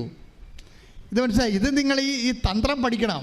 ഇതൊരു ഭയങ്കര, അതായത് ചിലപ്പോൾ നിൻ്റെ വീട് പോകുമായിരിക്കും, പക്ഷേ my grace is sufficient for you എന്ന് വെച്ചാൽ നിനക്കെൻ്റെ കൃപ മതിയാവും. കാര്യം ഇത്തരം 10,000 വീടുകൾ തിരിച്ചു തരാൻ കഴിവുള്ളതാണ് ദൈവത്തിന്റെ കൃപ. കൈയടിച്ച് ശ്രദ്ധിക്കട്ടെ. ഹല്ലേലൂയ ഹല്ലേലൂയ ഹല്ലേലൂയ ഹല്ലേലൂയ യേശുവേ നന്ദി. ഹല്ലേലൂയ ഹല്ലേലൂയ. എന്റെ കൃപ നിനക്കു മതി, കർത്താവിൻ തിരുവചനം. എന്റെ കൃപ നിനക്കു മതി, കർത്താവിൻ തിരുവചനം. അനശ്വരമായ വചനമതേ അതിശയമായി നടത്തിടുന്നു. അനശ്വരമായ വചനമതേ അതിശയമായി നടത്തിടുന്നു. കൃപയാലേ കൃപയാലേ കൃപയാൽ അനുദിനവും, കൃപയാൽ കൃപയാലേ കൃപയാലേ കൃപയാൽ അനുദിനവും പരിശുദ്ധ പരമ ദിവ്യകാരുണ്യത്തിന് ആരാധനയും സ്തുതിയും പുകഴ്ചയും ഉണ്ടായിരിക്കട്ടെ. അതുകൊണ്ട് എൻ്റെ മക്കൾ മനസ്സിലാക്കേണ്ട ഒരു വിഷയമുണ്ട്. നിങ്ങളെ പ്രാർത്ഥിക്കേണ്ട സബ്ജക്റ്റ് ഞാൻ പറഞ്ഞുതരാം. നിങ്ങളെ പ്രാർത്ഥിക്കേണ്ടത് ക്ലേശകാലത്ത് മിനിമം കൃപ നിലനിർത്തി കിട്ടാൻ വേണ്ടി പ്രാർത്ഥിക്കണം. മനസ്സിലായില്ലേ? ക്ലേശകാലം എന്ന് പറഞ്ഞത് അത് ബിബ്ലിക്കലി സ്പീക്കിംഗ് ടെമ്പററി ടൈമാണത്. ഒരു കുറച്ച് കാലമേ ഉണ്ടാകത്തുള്ളത്, അതങ്ങനെ മാറിപ്പോകും. ദൈവം ഒരിക്കലും എപ്പോഴും നമ്മളിങ്ങനെ ഇട്ട് കഷ്ടപ്പെടുത്തതില്ല. ഇപ്പോൾ ഏത് ടൈം വരും, നിങ്ങളുടെ വിശ്വാസത്തെ ഉജ്ജ്വലിപ്പിക്കും, നിങ്ങളുടെ വിശ്വാസ കൈമാറ്റത്തെ പ്രജ്വലിപ്പിക്കും, എന്നിട്ട് അതിൻ്റെ ഡ്യൂട്ടി പൂർത്തിയാക്കിയിട്ട് ആ കാലം മാറിപ്പോകും. പിന്നെ നിങ്ങളുടെ എംപവറിങ്ങിൻ്റെ കാലം വരും. പക്ഷേ ഈ ക്ലേശകാലത്ത് മര്യാദയ്ക്ക് കൈകാര്യം ചെയ്യാൻ പറ്റുന്നില്ലെങ്കിൽ നമ്മൾ അവിശ്വസ്തരായിട്ട് മാറും. ഈ ക്ലേശകാലത്തിൻ്റെ ഉദ്ദേശം നമ്മുടെ ഫിഡലിറ്റി ചെക്ക് ചെയ്യുകയാണ്. നമ്മുടെ കപ്പാസിറ്റി, നമ്മളുടെ ഒരു ആധ്യാത്മിക കപ്പാസിറ്റി എപ്പോഴും ഇങ്ങനെ ചെക്ക് ചെയ്തുകൊണ്ടിരിക്കും. കാര്യം കൃപയെന്ന് പറഞ്ഞാൽ എന്താണ്?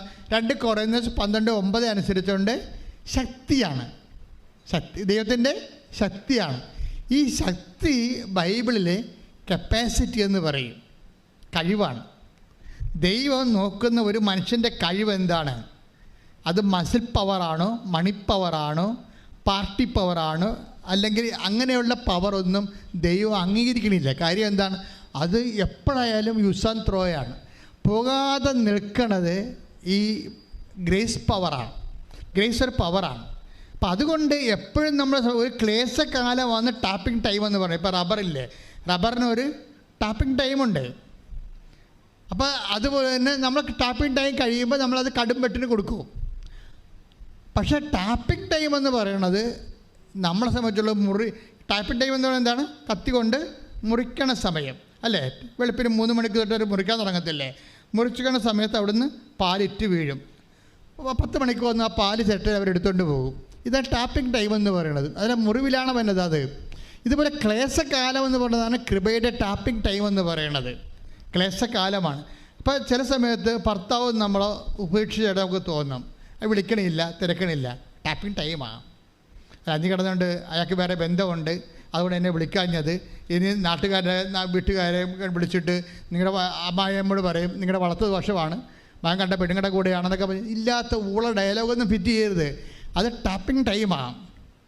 നിങ്ങൾ മൗനമായിട്ട് നിന്നുകൊണ്ട് ശാന്തമായി വിഷയത്തെ കർത്താവിന് സമർപ്പിച്ചിട്ട് കർത്താവിനെ കൊണ്ട് തന്നെ അത് കൈകാര്യം ചെയ്യിക്കണം. നിങ്ങൾ കൈകാര്യം ചെയ്യാൻ പോകരുത്. നമ്മളെ കർത്താവിനെ കൊണ്ട് തന്നെ കൈകാര്യം ചെയ്യിക്കണം. എന്താ സംഭവിച്ചു കഴിഞ്ഞാൽ, ഇപ്പോൾ നിങ്ങളുടെ കർണത്ത് ചെവിയിൽ ഒരു പാറ്റ പോയി, ഉടനെ എടുത്ത് കുപ്പിച്ചിൽ ഉൾപ്പെടെയുള്ള സാധനം കുത്തിക്കയറ്റും. അപ്പോൾ അത് ഉടനെ നിങ്ങൾ സ്റ്റോപ്പ് ചെയ്യണം, ഒന്നും ചെയ്യരുത്. കണ്ണിൽ എന്തെങ്കിലും കയറി കഴിഞ്ഞാൽ നമ്മൾ കണ്ണിട്ട് തിരുമിയിട്ട് അവിടെ ഉള്ള എല്ലാ കോശങ്ങളെയും നിങ്ങൾ ഡാമേജ് ആക്കിയിട്ട് രക്തം കണ്ണിൽ നിന്ന് വരും. Don't do it. മറിച്ച് എന്താ, അപ്പം തന്നെ ഒരു ഡോക്ടറുടെ അടുത്ത് പോകണം. എക്സ്പേർട്ടിൻ്റെ അടുത്ത് പോയിട്ട് എക്സ്പേർട്ടാണ് ആ വിഷയം ചെയ്യേണ്ടത്. ഇതുപോലെ ഉള്ള ക്ലേശകാലത്ത് നിങ്ങളായിട്ട് അത് പരിഹരിക്കാൻ നോക്കരുത്, മറിച്ച് കർത്താവ് അത് പരിഹരിക്കാൻ നോക്കണം. മനസ്സിലായില്ലേ? അതിന് നമ്മൾ മൗനം പാലിക്കണം, പ്രാർത്ഥിക്കുക. കർത്താവ് ദൈവമേ, ക്ലേശകാലത്തെ കൃപയുടെ ടാപ്പിംഗ് ടൈമിലെ അങ്ങേ അതിൻ്റെ അകത്ത് ആ വിഷയത്തില് ഉൾപ്പെടുത്തുവാൻ ദൈവത്താൽ ആ വിഷയം പരിഹരിക്കപ്പെടുവാൻ എനിക്ക് പ്രത്യേക ജ്ഞാനം നൽകണമേ.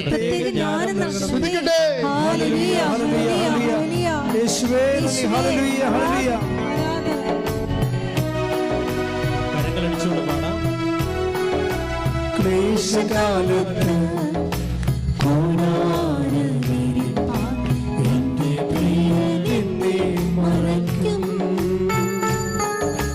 അല്പകാലം കഴിഞ്ഞ് ഉയർന്നതാം പാറമേ എന്നെ അവൻ കയറ്റി നിർത്തും. അല്പകാലം കഴിഞ്ഞ് ഉയർന്നതാം പാറമേ എന്നെ അവൻ കയറ്റി നിർത്തും.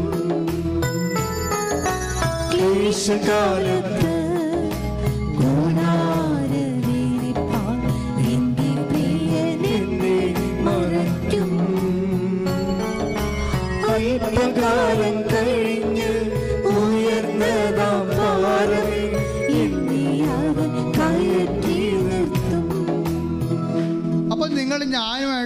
ഞാനിപ്പോൾ ഇങ്ങനെ പറഞ്ഞില്ലേ, ഈശോ ഇതിലൂടെ പറഞ്ഞില്ലേ. അപ്പോൾ നിങ്ങൾ ഈ വിഷയത്തിൽ ഇരിക്കുന്ന ആൾക്കാർ ഞാനുമായിട്ട് നിങ്ങളുടെ മനസ്സിൽ ചിലപ്പോൾ തട്ടുപിടിച്ചിട്ടുണ്ടാകും. പിന്നെ അച്ഛൻ പറഞ്ഞ ശരിയാണ്, പക്ഷേ ഞാനിങ്ങനെ കുറേ കാര്യമൊക്കെ ചെയ്തതാണ്, ഇപ്പോഴും ഞാൻ അധോഗതിയിലാണെന്ന് നിങ്ങൾ പറയും. എൻ്റെ മകളെ എന്താ പ്രോബ്ലം എന്ന് വെച്ച് കഴിഞ്ഞാൽ ഇതിലൊരു 3 ഘട്ടമുണ്ട്. നിങ്ങളെ ഗ്രേസിൻ്റെ കപ്പാസിറ്റിയിലൂടെ വിളിച്ചു കഴിഞ്ഞാൽ, ഒരു കൃപയുടെ കപ്പാസിറ്റിയിലൂടെ വിളിച്ചു കഴിഞ്ഞാൽ all on A sudden at A time settlement അല്ല സംഭവം. ഒരു 3 പ്രാവശ്യത്തെ സെറ്റിൽമെൻ്റ് ഉണ്ടത്. അതറിയണമെന്നുണ്ടെങ്കിൽ നമ്മൾ ആദ്യം പറഞ്ഞ വചനം വായിക്കണം, എസെക്കിയേലിൻ്റെ 16:4. അതായത് അതിൽ ഇതാണ്: ഒരു കുഞ്ഞ് പെറ്റ് ചോര പുരണ്ട് പൊക്കിൾക്കൊടി മുറിക്കാൻ പോലും ആരും ഇല്ലാതെ, ഉപ്പ് പെരട്ടാൻ ആരുമില്ല. ഉപ്പ് പെരട്ടാനത്ത് നമുക്ക് മനസ്സിലാകത്തില്ല, ബൈബിൾ ലാംഗ്വേജാണത്. അതായത് അവരുടെ കാലത്ത് ഇസ്രയേലിൽ ഈശോൻ്റെ കാലത്തും ഉണ്ടായിരുന്നു, ഇപ്പോഴും ഉണ്ടാവും അത്. അവിടെ വയറ്റാട്ടിമാർ ചെയ്യുന്ന ഒരു സൂതികർമ്മമാണ്. എന്ന് വെച്ചാൽ ഉപ്പെടുത്തിട്ട് അവർ പൊക്കിൾക്കൊടി മുറിച്ചിട്ട് വയറ് മുഴുവനും ഇത് പെരട്ടും. ഇത് എന്തിനാണ് പെരട്ടണത്? ഈ കുഞ്ഞിൻ്റെ ഉള്ളിൽ ബോഡിയിൽ കുറേ വെള്ളം ഉണ്ടാകത്തില്ല, എക്സ്ട്രാ വെള്ളം, ആവശ്യമില്ലാത്ത വെള്ളമില്ലേ, ആ വെള്ളമെല്ലാം പുറത്തേക്ക് കളയാൻ വേണ്ടി പൊക്കിൾക്കൊടി മുറിച്ചിട്ട് അവർ ഉപ്പ് പെരട്ടും. എന്തുപ്പാണ് പെരട്ടണത്? ചാവ് കടലിലെ ഉപ്പാണ് പെരട്ടണത്. നമ്മുടെ ഇപ്പോൾ ഉപ്പല്ല, അത് ഉപ്പ് പാറയാണ്. അത് പൊടിച്ചെടുത്തിട്ട് എല്ലാ വീട്ടിലും കുറച്ചുണ്ടാകും, അതെടുത്തിട്ട് ഇങ്ങനെ ഗർഭസ്ഥ ശിശുവിനെ പെരട്ടും. അത് പരിചരണമാണ്. ഇപ്പം എന്താ ബൈബിൾ പറയണത്? നിന്നെ പെറ്റ കാലത്ത് വിശ്വാസിയുടെ ജീവിതം ആ ഇസ്രയേലാണ്. നീ വിശ്വാസം സ്വീകരിച്ച സമയത്ത്, വിശ്വാസം വളർന്ന കാലത്ത് നിൻ്റെ പൊക്കിൾക്കൊടി മുറിക്കാൻ ആരുമില്ലായിരുന്നോ? എന്നുവെച്ചാൽ ഒരു പ്രാഥമിക പരിചരണം പോലും തരാൻ നമുക്കാരുമില്ലാത്തൊരു സമയമുണ്ടാവും.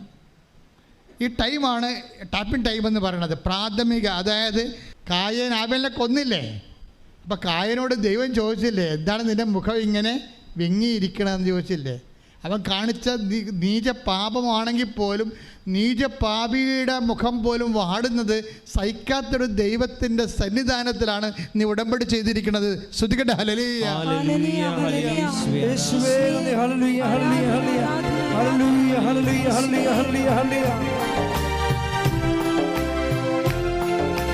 ക്ലേശകാലത്ത്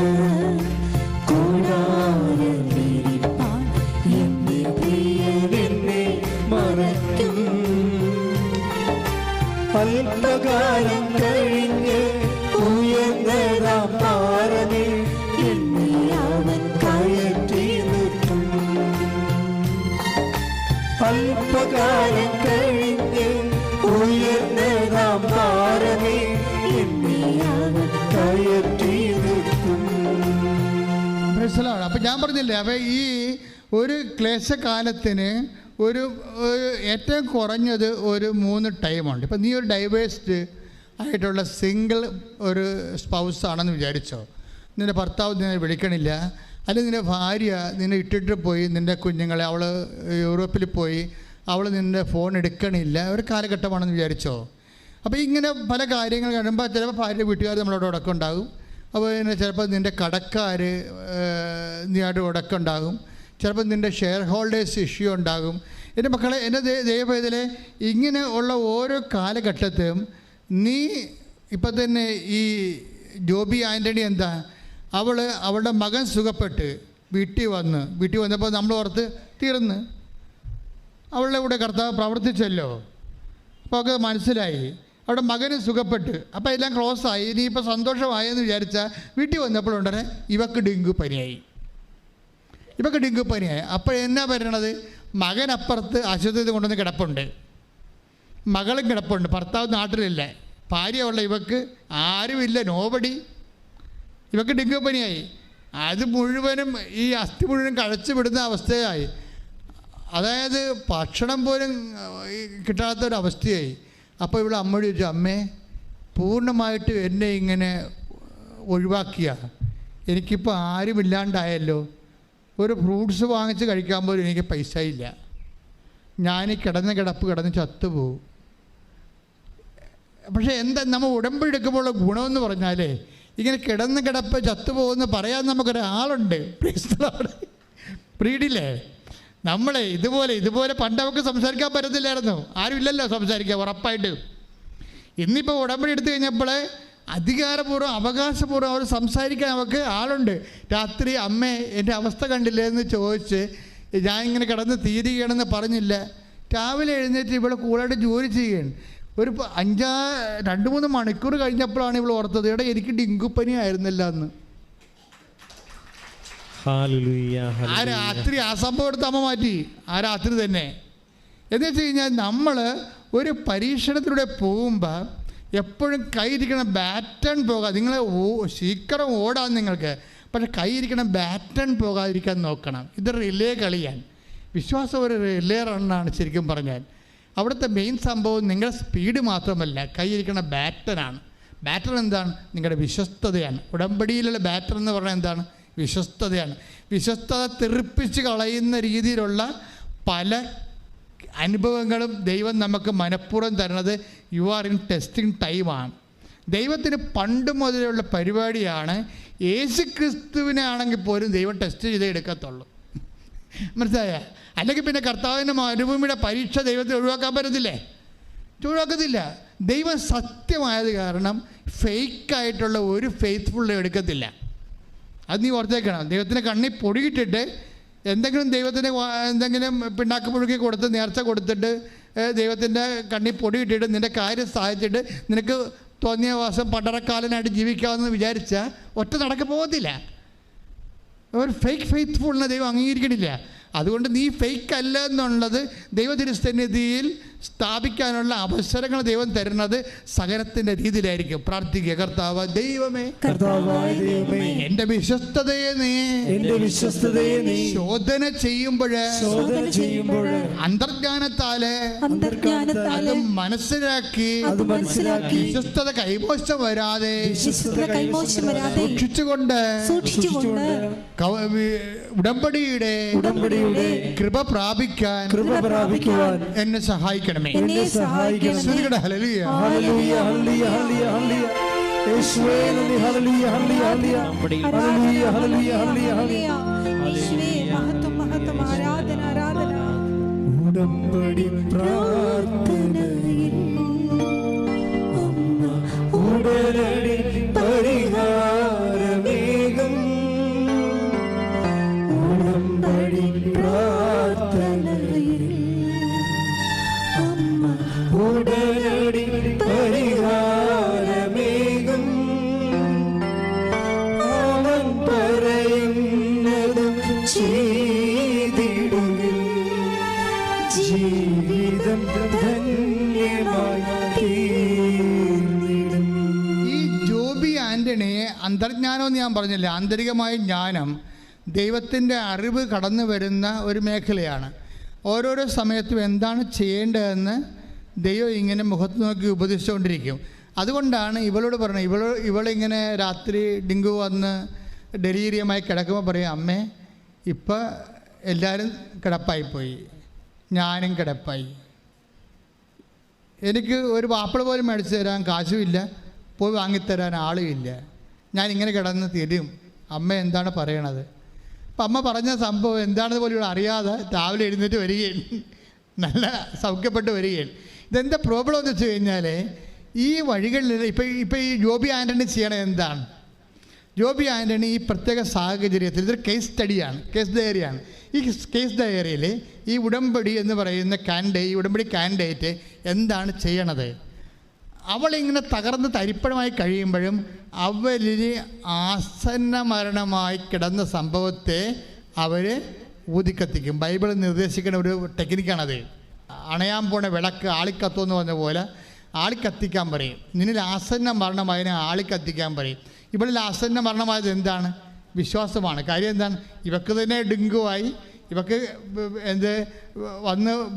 പുറത്ത് പോയി ഇത്തിരി ഭക്ഷണം മേടിക്കാൻ കാശുമില്ല, അത് മേടിച്ചു കൊടുക്കാൻ ആളുമില്ലാത്ത രീതിയിൽ ഇവൾ സീറോ ആകുമ്പോഴും ഇവളിൽ ആസന്ന മരണമായതിനെ ഇവൾ ആളിക്കത്തിക്കുന്നുണ്ട്. എന്താണത്? അവളുടെ വിശ്വാസമാണത്. മനസ്സിലായില്ലേ? അത് വിശ്വാസം വിട്ട് കളിക്കാൻ അവൾ തയ്യാറല്ല. തീർന്നു എന്ന് പറയുമ്പോഴും ആ ഉടമ്പടിയിൽ ദൈവത്തോട് ചെയ്ത വിശ്വാസം വിട്ട് കളിക്കാൻ അവൾ തയ്യാറല്ല. അതുകൊണ്ടാണ് വെളിപാടിൻ്റെ പുസ്തകം പറയണത്. വെളിപാടിൻ്റെ പുസ്തകം എടുത്ത് 3:2 ശ്രുതികട ഹല്ലേലൂയ. വെളിപാടിൻ്റെ പുസ്തകം 3-ാം അധ്യായം 2-ാമത്തെ വാക്യം. ഉണരുക, നിന്നിൽ ആസന്ന മരണമായി അവശേഷിക്കുന്നതിനെ ഉത്തേജിപ്പിക്കുക. Praise Lord. ഇത് നമ്മുടെ ഒരു ഫോർമുലയാണ്. ഉടമ്പടി ഇരിക്കുന്ന ആൾക്കാർ ശ്രദ്ധിക്കേണ്ടതാണ്. എന്തെങ്കിലും തട്ടുകേട് പറ്റി ഡൗൺ ആയി കഴിഞ്ഞാൽ എന്ത് ചെയ്യണം? നമ്മളവിടെ കിടന്നപടി കിടക്കരുത്. എന്ത് ചെയ്യണം? ഉണരുക. പറഞ്ഞേ, ഉണരുക. നിന്നിൽ ആസന്ന മരണമായ എന്താകാം അത്? അത് ചിലപ്പോൾ ആസന്ന മരണമായതിനെ എന്നാ പറഞ്ഞിട്ടുള്ളത്. അതെന്തും ആകാം. അത് വിശ്വാസമാകാം, ദൈവസ്നേഹമാകാം, ഇനി ഉടമ്പടി തന്നെയാകാം. ചില ഉടമ്പടി എടുത്തിട്ട് ആ പ്രത്യക്ഷയുടെ പ്രാർത്ഥന ചൊല്ലി മാത്രം ഉടമ്പടിയിൽ ഇരിക്കുന്ന ആൾക്കാരില്ലേ? ചെറിയ ഉടമ്പടി എടുക്കും, അവരെന്ത് ചെയ്യും? നമ്മുടെ അസ്ഥിയായിട്ട് കൊള്ളാത്ത പണിയൊക്കെ ചെയ്യും. അസ്ഥിയായിട്ട് കൊള്ളാത്ത എന്താണ്? ആ തേനെടുത്ത് കുടിക്കും. ഉടമ്പടി തേനില്ലേ? ഒന്നുമില്ലെങ്കിൽ ഇല്ലാത്ത തേനും മധുരമായതിന് വരച്ച് കുടിച്ചുകൊണ്ട് അവിടെ ഇരിക്കും. എന്നിട്ട് 2 പ്രത്യക്ഷ പ്രാർത്ഥന, 2 കവള പ്രത്യക്ഷ പ്രാർത്ഥന അടിച്ചുകൊണ്ടിരിക്കും. ഇതൊന്നും ഉടമ്പടി വിഹിതമല്ല. കർത്താവ് എന്താ പറഞ്ഞിരിക്കുന്നത്? 3:2 തിരിച്ചു വായിച്ച്, നിൻ്റെ പ്രവൃത്തികൾ വായിച്ച്. 3:2 വായിച്ച്, താഴേക്ക് വായിച്ച്. എന്തെന്നാൽ എന്റെ ദൈവത്തിന്റെ മുൻപിൽ നിന്റെ പ്രവൃത്തികൾ പൂർണ്ണമായും നിർവഹിക്കപ്പെട്ടതായി ഞാൻ കാണുന്നില്ല. കുറെ അണ്ണന്മാരുടെ പത്രം ഇപ്പോഴും അലമാരയുടെ തിരിപ്പില്ലേ? അതാണ് ഈ പറയണത്. മനസ്സിലായില്ലേ? കുറേ അണ്ണന്മാർ പത്രം കൊണ്ടുപോയി പള്ളിയുടെ വാതിക്കിട്ട്. ഞാൻ ഇന്ന് കഴിഞ്ഞ ദിവസം എനിക്ക് മാന്നാർ പോകേണ്ട ഒരു ആവശ്യമുണ്ടായിരുന്നു. അപ്പോൾ അവിടുത്തെ കുറച്ച് തീർത്ഥാടന പള്ളികളിലൊക്കെ പോയപ്പോൾ എല്ലാ പള്ളിയുടെ വാതിക്കലും കൃപാസന പത്രം ഇരിപ്പുണ്ട്. ആരുടെ മടിച്ചുകൾ കൊണ്ടുവന്ന് ഇട്ടും പോയതാണ്. എന്നിട്ട് അവിടെ നിന്ന് പെറുക്കി വേറെ ചില ആൾക്കാർ പെറുക്കിയെടുത്ത് ആൾക്കാർക്ക് കൊടുക്കുന്നുണ്ട്. നോക്കിയേ, നിന്റെ പ്രവർത്തികൾ വായിച്ച ഒന്നിട്ട് വായിച്ചേ. എന്റെ ദൈവത്തിന്റെ മുൻപിൽ നിന്റെ പ്രവൃത്തികൾ പൂർണ്ണമായും നിർവഹിക്കപ്പെട്ടതായി ഞാൻ കാണുന്നില്ല. ദൈവം നോക്കണ കാര്യമാണ്, അല്ലാതെ കാണുന്നില്ലെന്ന് പറഞ്ഞ കാര്യം എന്താ? ദൈവം നിങ്ങളുടെ പ്രവൃത്തികളെ നോക്കുന്നുണ്ടെന്ന് അതിൻ്റെ അർത്ഥം. അത് പൂർണ്ണമായി നിർവഹിച്ച് കാണുവേ. വല്ലതൊക്കെ ചിലക്ക് ദൈവത്തിൻ്റെ കണ്ണിൽ പൊഴിടാൻ വേണ്ടി എന്തെങ്കിലുമൊക്കെ ചെയ്ത് കാണും. പൂർണ്ണമെന്ന ദൈവം പറഞ്ഞിരിക്കണത്. എന്താ പറയണത്? ദൈവത്തിൻ്റെ മുമ്പിൽ ദൈവത്തിൻ്റെ മുമ്പിൽ നിന്റെ പ്രവർത്തികൾ പൂർണ്ണമായും നിർവഹിക്കപ്പെട്ടതായി ഞാൻ കാണുന്നില്ല. ഉടമ്പടി പുതുക്കാൻ വന്നവർ ഇത് കൃത്യമായിട്ട് കേൾക്കണം. ഇത് ഉടമ്പടി പുതുക്കാൻ വേണ്ടി വന്നിരിക്കുന്ന 90% ആൾക്കാരോടും ദൈവം പറഞ്ഞ ഇതാണ്. എന്താണ്? ദൈവത്തിൻ്റെ മുമ്പിലെ നിന്റെ പ്രവർത്തികൾ പൂർണ്ണമായി നിർവഹിക്കപ്പെട്ടതായി ഞാൻ കാണുന്നില്ല. കാണുന്നില്ലെന്ന് പറഞ്ഞതിൻ്റെ അർത്ഥം എന്താണ്? ഞാനത് നോക്കിക്കൊണ്ടിരിക്കുകയാണ് എൻ്റെ അർത്ഥം. നിന്റെ പ്രവർത്തികളെ ഞാൻ നോക്കിക്കൊണ്ടിരിക്കുകയാണ്. അത് നിർവഹിക്കപ്പെടുന്നുണ്ട്, അക്കാര്യം വേണ്ടിയൊക്കെ ഓക്കാനിക്കുന്നുണ്ട്. പക്ഷെ അത് പൂർണ്ണമായി സത്യസന്ധമായി അത് ചെയ്യണമല്ലോ, ഉടമ്പടി എടുത്തതല്ലേ എന്ന് വിചാരിച്ചുകൊണ്ട് എന്തെങ്കിലും കാട്ടിക്കൂട്ടി ഒപ്പിച്ചുണ്ടാക്കുന്ന രീതിയിലുള്ള ഒരു ഉഡായിപ്പ് പരിപാടിയാണ് നിൻ്റെ പ്രവൃത്തിയിലുള്ളത്. അതുകൊണ്ടാണ് പറയണത് നിൻ്റെ പ്രവൃത്തികൾ. പറഞ്ഞേ, ദൈവത്തിന്റെ തിരുസന്നിധിയിൽ പൂർണ്ണമായി നിർവഹിക്കുന്നതായി ഞാൻ കാണുന്നില്ല. കർത്താവേ, പ്രവർത്തികളെ അങ്ങയുടെ തിരുസന്നിധിയിൽ പൂർണ്ണമായി നിർവഹിക്കാൻ എനിക്ക് പ്രത്യേക അഭിഷേകം നൽകണം. ശ്രുതികടെ Hallelujah, hallelujah, hallelujah. Yeshua,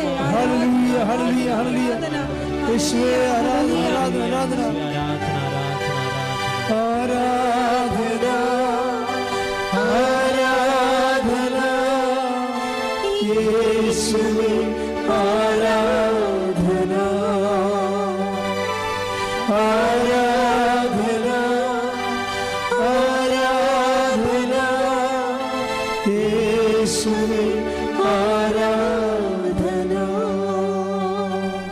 മൂന്ന് വായിച്ചേ.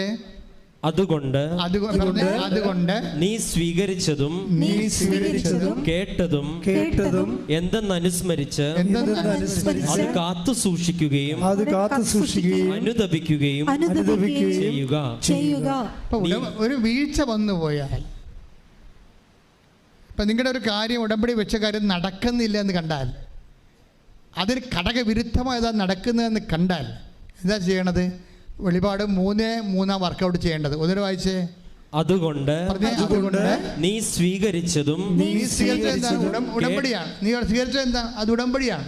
നീ സ്വീകരിച്ചത് കേട്ടതും എന്തെന്നനുസ്മരിച്ച് അത് കാത്തു സൂക്ഷിക്കുകയും അനുതപിക്കുകയും ചെയ്യുക. അനുദപിക്കേണ്ടി വരും.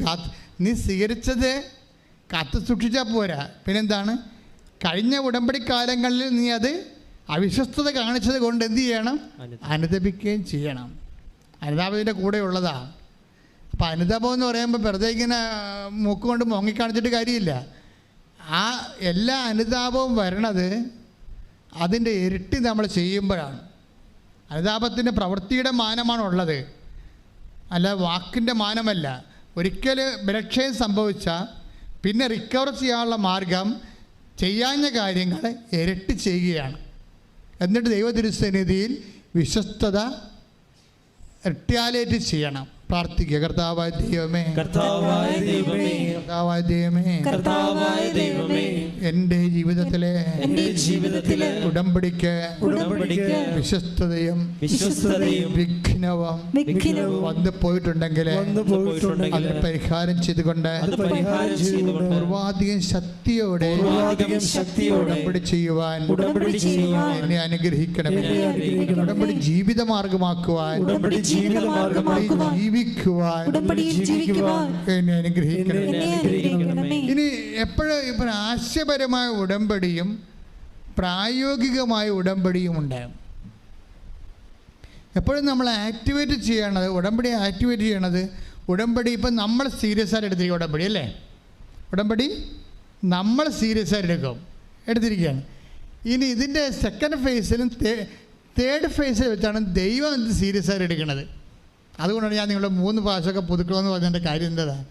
അതായത് നമ്മൾ ആദ്യ ഭാഗം നമ്മൾ സീരിയസ് ആയിട്ട് എടുക്കും, എന്നിട്ട് പിന്നെ കാര്യങ്ങൾക്ക് എന്തെങ്കിലും കോട്ടവോ വാട്ടവോ ഉണ്ടെങ്കിൽ നമ്മളിങ്ങനെ പമ്മി നിൽക്കും. അപ്പോഴും ദൈവം അത് ആക്ടിവേറ്റ് ചെയ്തിട്ടില്ല. ദൈവം 3-ാമത്തെ സെക്ഷനിലാണ് ദൈവം ഉടമ്പടി സീരിയസ് ആയിട്ട് എടുക്കുന്നത്. എന്താ കാര്യം വെച്ച് കഴിഞ്ഞാൽ അത് എസെക്കിയേൽ വായിച്ചാൽ മനസ്സിലാവും. നിങ്ങൾ എസെക്കിയേലിൻ്റെ 16:8 വായിച്ച് ശ്രദ്ധിക്കട്ടെ. ഹല്ലേലൂയ, ഹല്ലേലൂയ, ഹല്ലേലൂയ, ഹല്ലേലൂയ. യേശുവേ നന്ദി. ഹല്ലേലൂയ, ഹല്ലേലൂയ. എസെക്കിയേൽ 16-ാം അധ്യായം 8-ാമത്തെ വാക്യം. എസെക്കിയേൽ 16-ാം അധ്യായം 8-ാം വാക്യം. ഞാൻ വീണ്ടും നിന്റെ അടുക്കലൂടെ കടന്നു പോയപ്പോൾ നിന്നെ നോക്കി. വീണ്ടും നോക്കുകയാണ്. കണ്ടാ, കാണുന്നില്ലെന്ന് പറഞ്ഞ ദൈവമാണ്. നിന്റെ പ്രവർത്തികൾ പൂർണ്ണമായി നിർവഹിക്കപ്പെട്ടതായിട്ട് കാണുന്നില്ലെന്ന് പറഞ്ഞ ദൈവമാണ് പിന്നെ നിന്നെ നോക്കിയെന്ന് പറയണത്. ഇതെന്ത് സംഭവം എന്ന് വെച്ച് കഴിഞ്ഞാൽ ഇത് 3-ാം പ്രാവശ്യമാണ് കടന്നു പോണത്. 3-ാമത്തെ ഉടമ്പടി സമയമാണിത്. കാര്യം ഉടമ്പടി ദൈവം സ്ഥിരീകരിക്കാൻ പോകുന്ന ഘട്ടമാണ്. അതിനുള്ളിൽ നിങ്ങൾ വിശ്വസ്തത കറക്റ്റ് ചെയ്യണം. എന്താ പ്രശ്നം വെച്ച് കഴിഞ്ഞാൽ ആദ്യ പ്രാവശ്യം കടന്നു പോയപ്പോൾ ദൈവം കണ്ടത് എന്താണ്? നിൻ്റെ പൊക്കക്കൊടി മുറിച്ചിട്ടില്ല, ഉപ്പാരും പെരട്ടിയിട്ടില്ല. അപ്പോൾ ദൈവം പറയുന്നൊരു വാക്കുണ്ട്, ഭാഷേൻ്റെ തന്നെ 16:4 എടുത്ത്. നീ ജനിച്ച ദിവസം നീ ജനിച്ച ദിവസം നിന്റെ പൊക്കിൾ കൊടി മുറിച്ചിരുന്നില്ല, നിന്നെ കുളിപ്പിച്ച് ശുദ്ധി വരുത്തിയില്ല, ദേഹത്ത് ഉപ്പ് പുരട്ടുകയോ വെള്ളക്കച്ചയിൽ പൊതിയുകയോ ചെയ്തിരുന്നില്ല.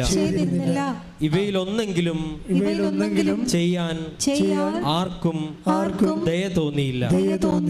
സിറ്റുവേഷൻ ആർക്കും നമ്മളോട് ദയ തോന്നാത്തൊരു കാലം.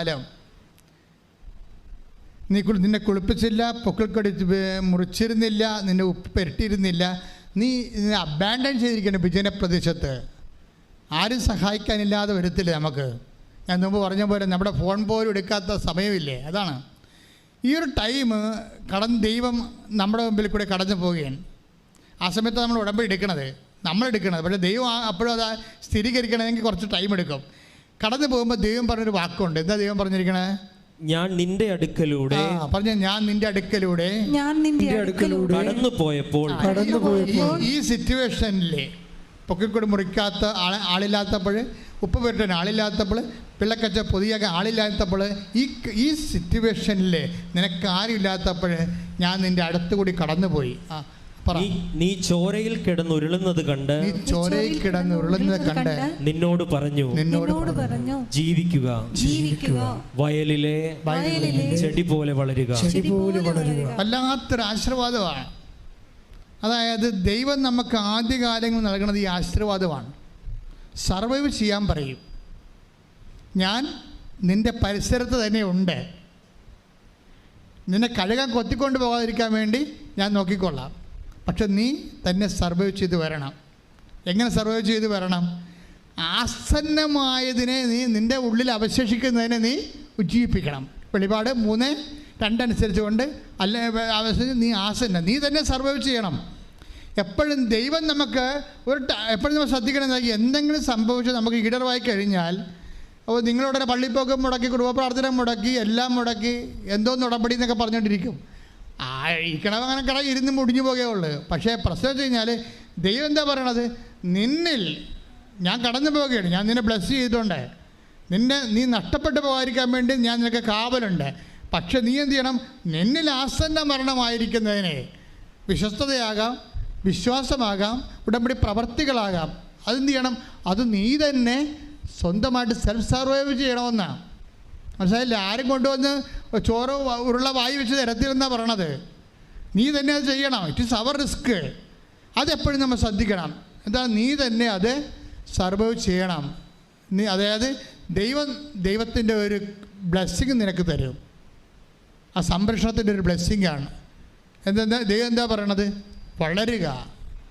ദൈവം വളരാൻ പറഞ്ഞാൽ പിന്നെ ആർക്കും തളർത്താൻ പറ്റത്തില്ല. അതാണ് പ്രശ്നം. ദൈവത്തിൻ്റെ ആശീർവാദത്തിൻ്റെ ഗുണവതാണ്. വളരുക എന്ന് പറഞ്ഞാൽ പിന്നെ ആർക്കും നമ്മളെ തളർത്താൻ പറ്റത്തില്ല. വളരുക എന്താണ്? വയലിലെ ചെടി പോലെ വളരാൻ. ജീവിക്കുക. വയലിലെ ചെടിയാണ്. വയലിലെ ചെടി തന്നെ ആർക്കും കൊണ്ടുപോയി മരുന്നടിച്ച് കൊടുക്കത്തില്ല, ആരും കൊണ്ടുപോയി വളമിട്ട് കൊടുക്കത്തില്ല, ആരും അതിൻ്റെ ചുറ്റുവട്ടത്തിൽ വെള്ളം ഒഴിച്ചു കൊടുക്കത്തില്ല. ഒരു പരിചരണവുമില്ല. ആദ്യം ഒരു പരിചരണമില്ല, ബന്ധുക്കളില്ല, സ്വന്തപ്പെട്ടവരില്ല. അവിടെ നല്ല വാക്കുകളില്ലാതെ നീ വളരണം ദൈവം ആഗ്രഹിക്കുന്നു. എന്താണ്? അത് ദൈവത്തിൻ്റെ പൈതലായി നിരൂപപ്പെട്ട് വരുന്നതിൻ്റെ സൂചനയാണ്. കൈയടിച്ച് ശ്രദ്ധിക്കട്ടെ.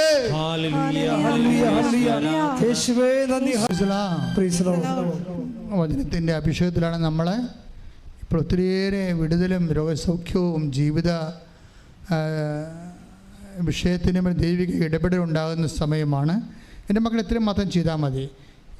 അച്ഛൻ പ്രാർത്ഥിച്ച് തീരുന്നവരെ നിങ്ങളുടെ തലയിൽ കൈവച്ചുകൊണ്ട് വിശ്വാസ പ്രമാണം ചൊല്ലിക്കൊണ്ടിരിക്കണം. അപ്പോൾ നിങ്ങളുടെ ജീവിതത്തിൻ്റെ വ്യത്യസ്തങ്ങളായ വിഷയങ്ങൾ കർത്താവിനെ കാണിച്ചു തരുന്ന അനുസരിച്ചുകൊണ്ട് ഞാൻ പ്രാർത്ഥിച്ചുകൊണ്ടേയിരിക്കും. വിശ്വപ്രമാണം അറിയാൻ പാലാത്തവർ ഇടിമുഴക്കുമ്പോൾ സ്തുതിച്ചുകൊണ്ടിരിക്കണം. ശ്രദ്ധിക്കട്ടെ. വിശ്വപ്രമാണം ചൊല്ലട്ടെ. കർത്താവേ, നിൻ്റെ ഉന്നതമായ നാമത്തിന് സ്വസ്ഥം ചെയ്യുന്ന കർത്താവേ, നിൻ്റെ വിശുദ്ധ പൗരോഹിത്യത്തെ മഹത്വപ്പെടുത്തണമേ കർത്താവേ, സഭയിലുള്ള സാന്നിധ്യം പ്രകടമാക്കണമേ കർത്താവേ, നിന്റെ തിരുമുറപാർന്ന വലതുകര, കർത്താവേ, ആണിപ്പെടുതാർന്ന അത്ഭുതകരം ഓരോ മകൻ്റെ മേലും ഓരോ മകളുടെ മേലും വെക്കണമേ കർത്താവേ. അടുപ്പിണർ പോലെ, ആഘാതം പോലെ ദൈവിക ശക്തി ഉച്ചമുതൽ ഉള്ളംകാലം വരെ എല്ലാ കൊശങ്ങളിലും പെച്ചുകളിലും ഇടിമിന്നൽ പോലെ പ്രസരിക്കട്ടെ. യേശുവിൻ്റെ നാമത്തിൽ മാരകരോഗങ്ങൾ, യേശുവിൻ്റെ നാമത്തിൽ മാരകരോഗങ്ങൾ, യേശുവിൻ്റെ നാമത്തിൽ മാരകരോഗങ്ങൾ മാറിപ്പോകട്ടെ. ശ്രദ്ധിക്കട്ടെ. ഹല്ലേലൂയ, ഹല്ലേലൂയ, യേശുവേ, ഹല്ലേലൂയ, ഹല്ലേലൂയ. ആരാധന, ആരാധന, ആരാധന. ഹല്ലേലൂയ. വരേണമേ, എന്നിൽ നിറയണമേ,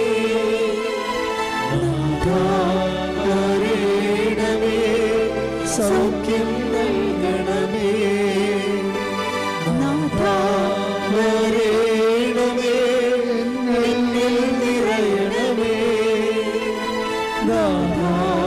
വരേണമേ, സൗഖ്യം നൽകണമേ. നമ്മുടെ കൈയെടുക്കരുത്. എല്ലാ വെള്ളപ്പാണ്ട് രോഗങ്ങൾ, എപ്പിലെപ്സി രോഗങ്ങൾ, ഓട്ടിസം രോഗങ്ങൾ,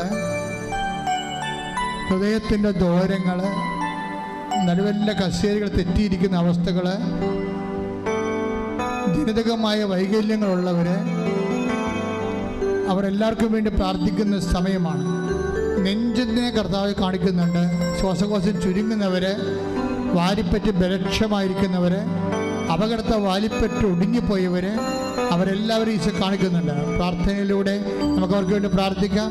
ഹൃദയത്തെ കാണിക്കുന്നുണ്ട്. കരളിന് വേണ്ടി പ്രാർത്ഥിക്കാം, ഗർഭാശയത്തിന് വേണ്ടി പ്രാർത്ഥിക്കാം, ഉദരാശയത്തിന് വേണ്ടി പ്രാർത്ഥിക്കാം, കിഡ്നികൾക്ക് വേണ്ടി പ്രാർത്ഥിക്കാം, അതുപോലെ തന്നെ പങ്ക്രിയാസിന് വേണ്ടി പ്രാർത്ഥിക്കാം. എല്ലാ മേഖലകളും സന്ധിബന്ധങ്ങളിലും ഇടിമുഴക്കം പോലെ ശ്രദ്ധിക്കട്ടെ, ഇടിമുഴക്കം പോലെ ശ്രദ്ധിക്കട്ടെ. എൻ്റെ കർത്താവിന് ഉന്നതമായ നാമത്തില്, സഭയുടെ അധികാരത്തില് 38 വർഷം ഞാൻ അർപ്പിച്ച കൃപാനയുടെ യോഗ്യതയാൽ, കൃപാസ്ഥാനത്താറെ ജീവനോടെ പ്രത്യക്ഷപ്പെട്ട മാതാവിന്റെ മധ്യസ്ഥത്തില് ഈ കാലങ്ങളിൽ നടന്നിട്ടുള്ള ആരാധന ശക്തിയാൽ യേശു ക്രിസ്തുവിന്റെ നാമത്തില് മാർഗരോഗങ്ങള്, തീരാവേദനകള്, ജീവ ദുരിതങ്ങള് യേശുവിന്റെ നാമത്തില്, യേശുവിന്റെ നാമത്തില്, യേശുവിന്റെ നാമത്തില്, യേശുവിന്റെ നാമത്തില് മാറിപ്പോകട്ടെ. ശ്രദ്ധിക്കട്ടെ. ഹല്ലേലൂയ, ഹല്ലേലൂയ, ഹല്ലേലൂയ. യേശുവേ, ഹല്ലേലൂയ, ഹല്ലേലൂയ, ഹല്ലേലൂയ. എന്നിൽ നിറയണമേ, നാഥാ വരേണമേ, സൗഖ്യം നൽകണമേ, നാഥാ വരേണമേ, എന്നിൽ നിറയണമേ, നാഥാ വരേണമേ, സൗഖ്യം നൽകണമേ. മക്കളെ കൈയെടുത്ത് കൈ നെഞ്ചത്ത് വെക്കണം. ഇപ്പം ജോലിയില്ലാത്തവർക്ക്, വരുമാനം മുട്ടിപ്പോയവർക്ക്, യാത്ര മുടങ്ങിപ്പോയവർക്ക്, മെഡിക്കൽ ടെസ്റ്റിന് പരാജയപ്പെട്ടവർക്ക്, പരീക്ഷകളുടെ റിസൾട്ട് പ്രതീക്ഷിക്കുന്നവർക്ക്, വസ്തു വിൽക്കാൻ പറ്റാതിരിക്കുന്നവർക്ക്, വീടില്ലാത്തവർക്ക്, വഴിയില്ലാത്തവർക്ക്, സാമ്പത്തിക മേഖല തകർച്ചയുള്ളവർക്ക്, വിവാഹം പിരിഞ്ഞ് ജീവിക്കുന്നവർക്ക്, ലഹരിയുടെയും മദ്യപാനത്തെ ആസക്തിയിൽ വിഷമിക്കുന്നവർക്ക്, വലിയ കടങ്ങളിലും കേസുകളിലും പെട്ട് വിഷമിക്കുന്നവർക്ക്, ഇന്ത്യയിലാകപ്പെട്ട വിടുതലിന് വേണ്ടി പ്രാർത്ഥിക്കട്ടെ. ശ്രദ്ധിക്കട്ടെ, ശ്രദ്ധിക്കട്ടെ. ഹല്ലേലൂയ, ഹല്ലേലൂയ. എൻ്റെ കർത്താവിന് ഉന്നതമായ നാമത്തില്, സഭയുടെ അധികാരത്തില് 38 വർഷം അർപ്പിച്ച കൃപാന യോഗ്യതയാൽ, കൃപാസ്ഥാനത്താറെ ജീവന്റെ പ്രത്യക്ഷയുടെ മാതാവിന്റെ മധ്യസ്ഥത്തിൽ യേശു ക്രിസ്തു ഉന്നതമായ നാമത്തിൽ ജീവ ദുരിതങ്ങള്, ജീവ തടസ്സങ്ങള് യേശുവിന്റെ നാമത്തിൽ മാറിപ്പോകട്ടെ. ശ്രദ്ധിക്കട്ടെ. ഹല്ലേലൂയ, ഹല്ലേലൂയ.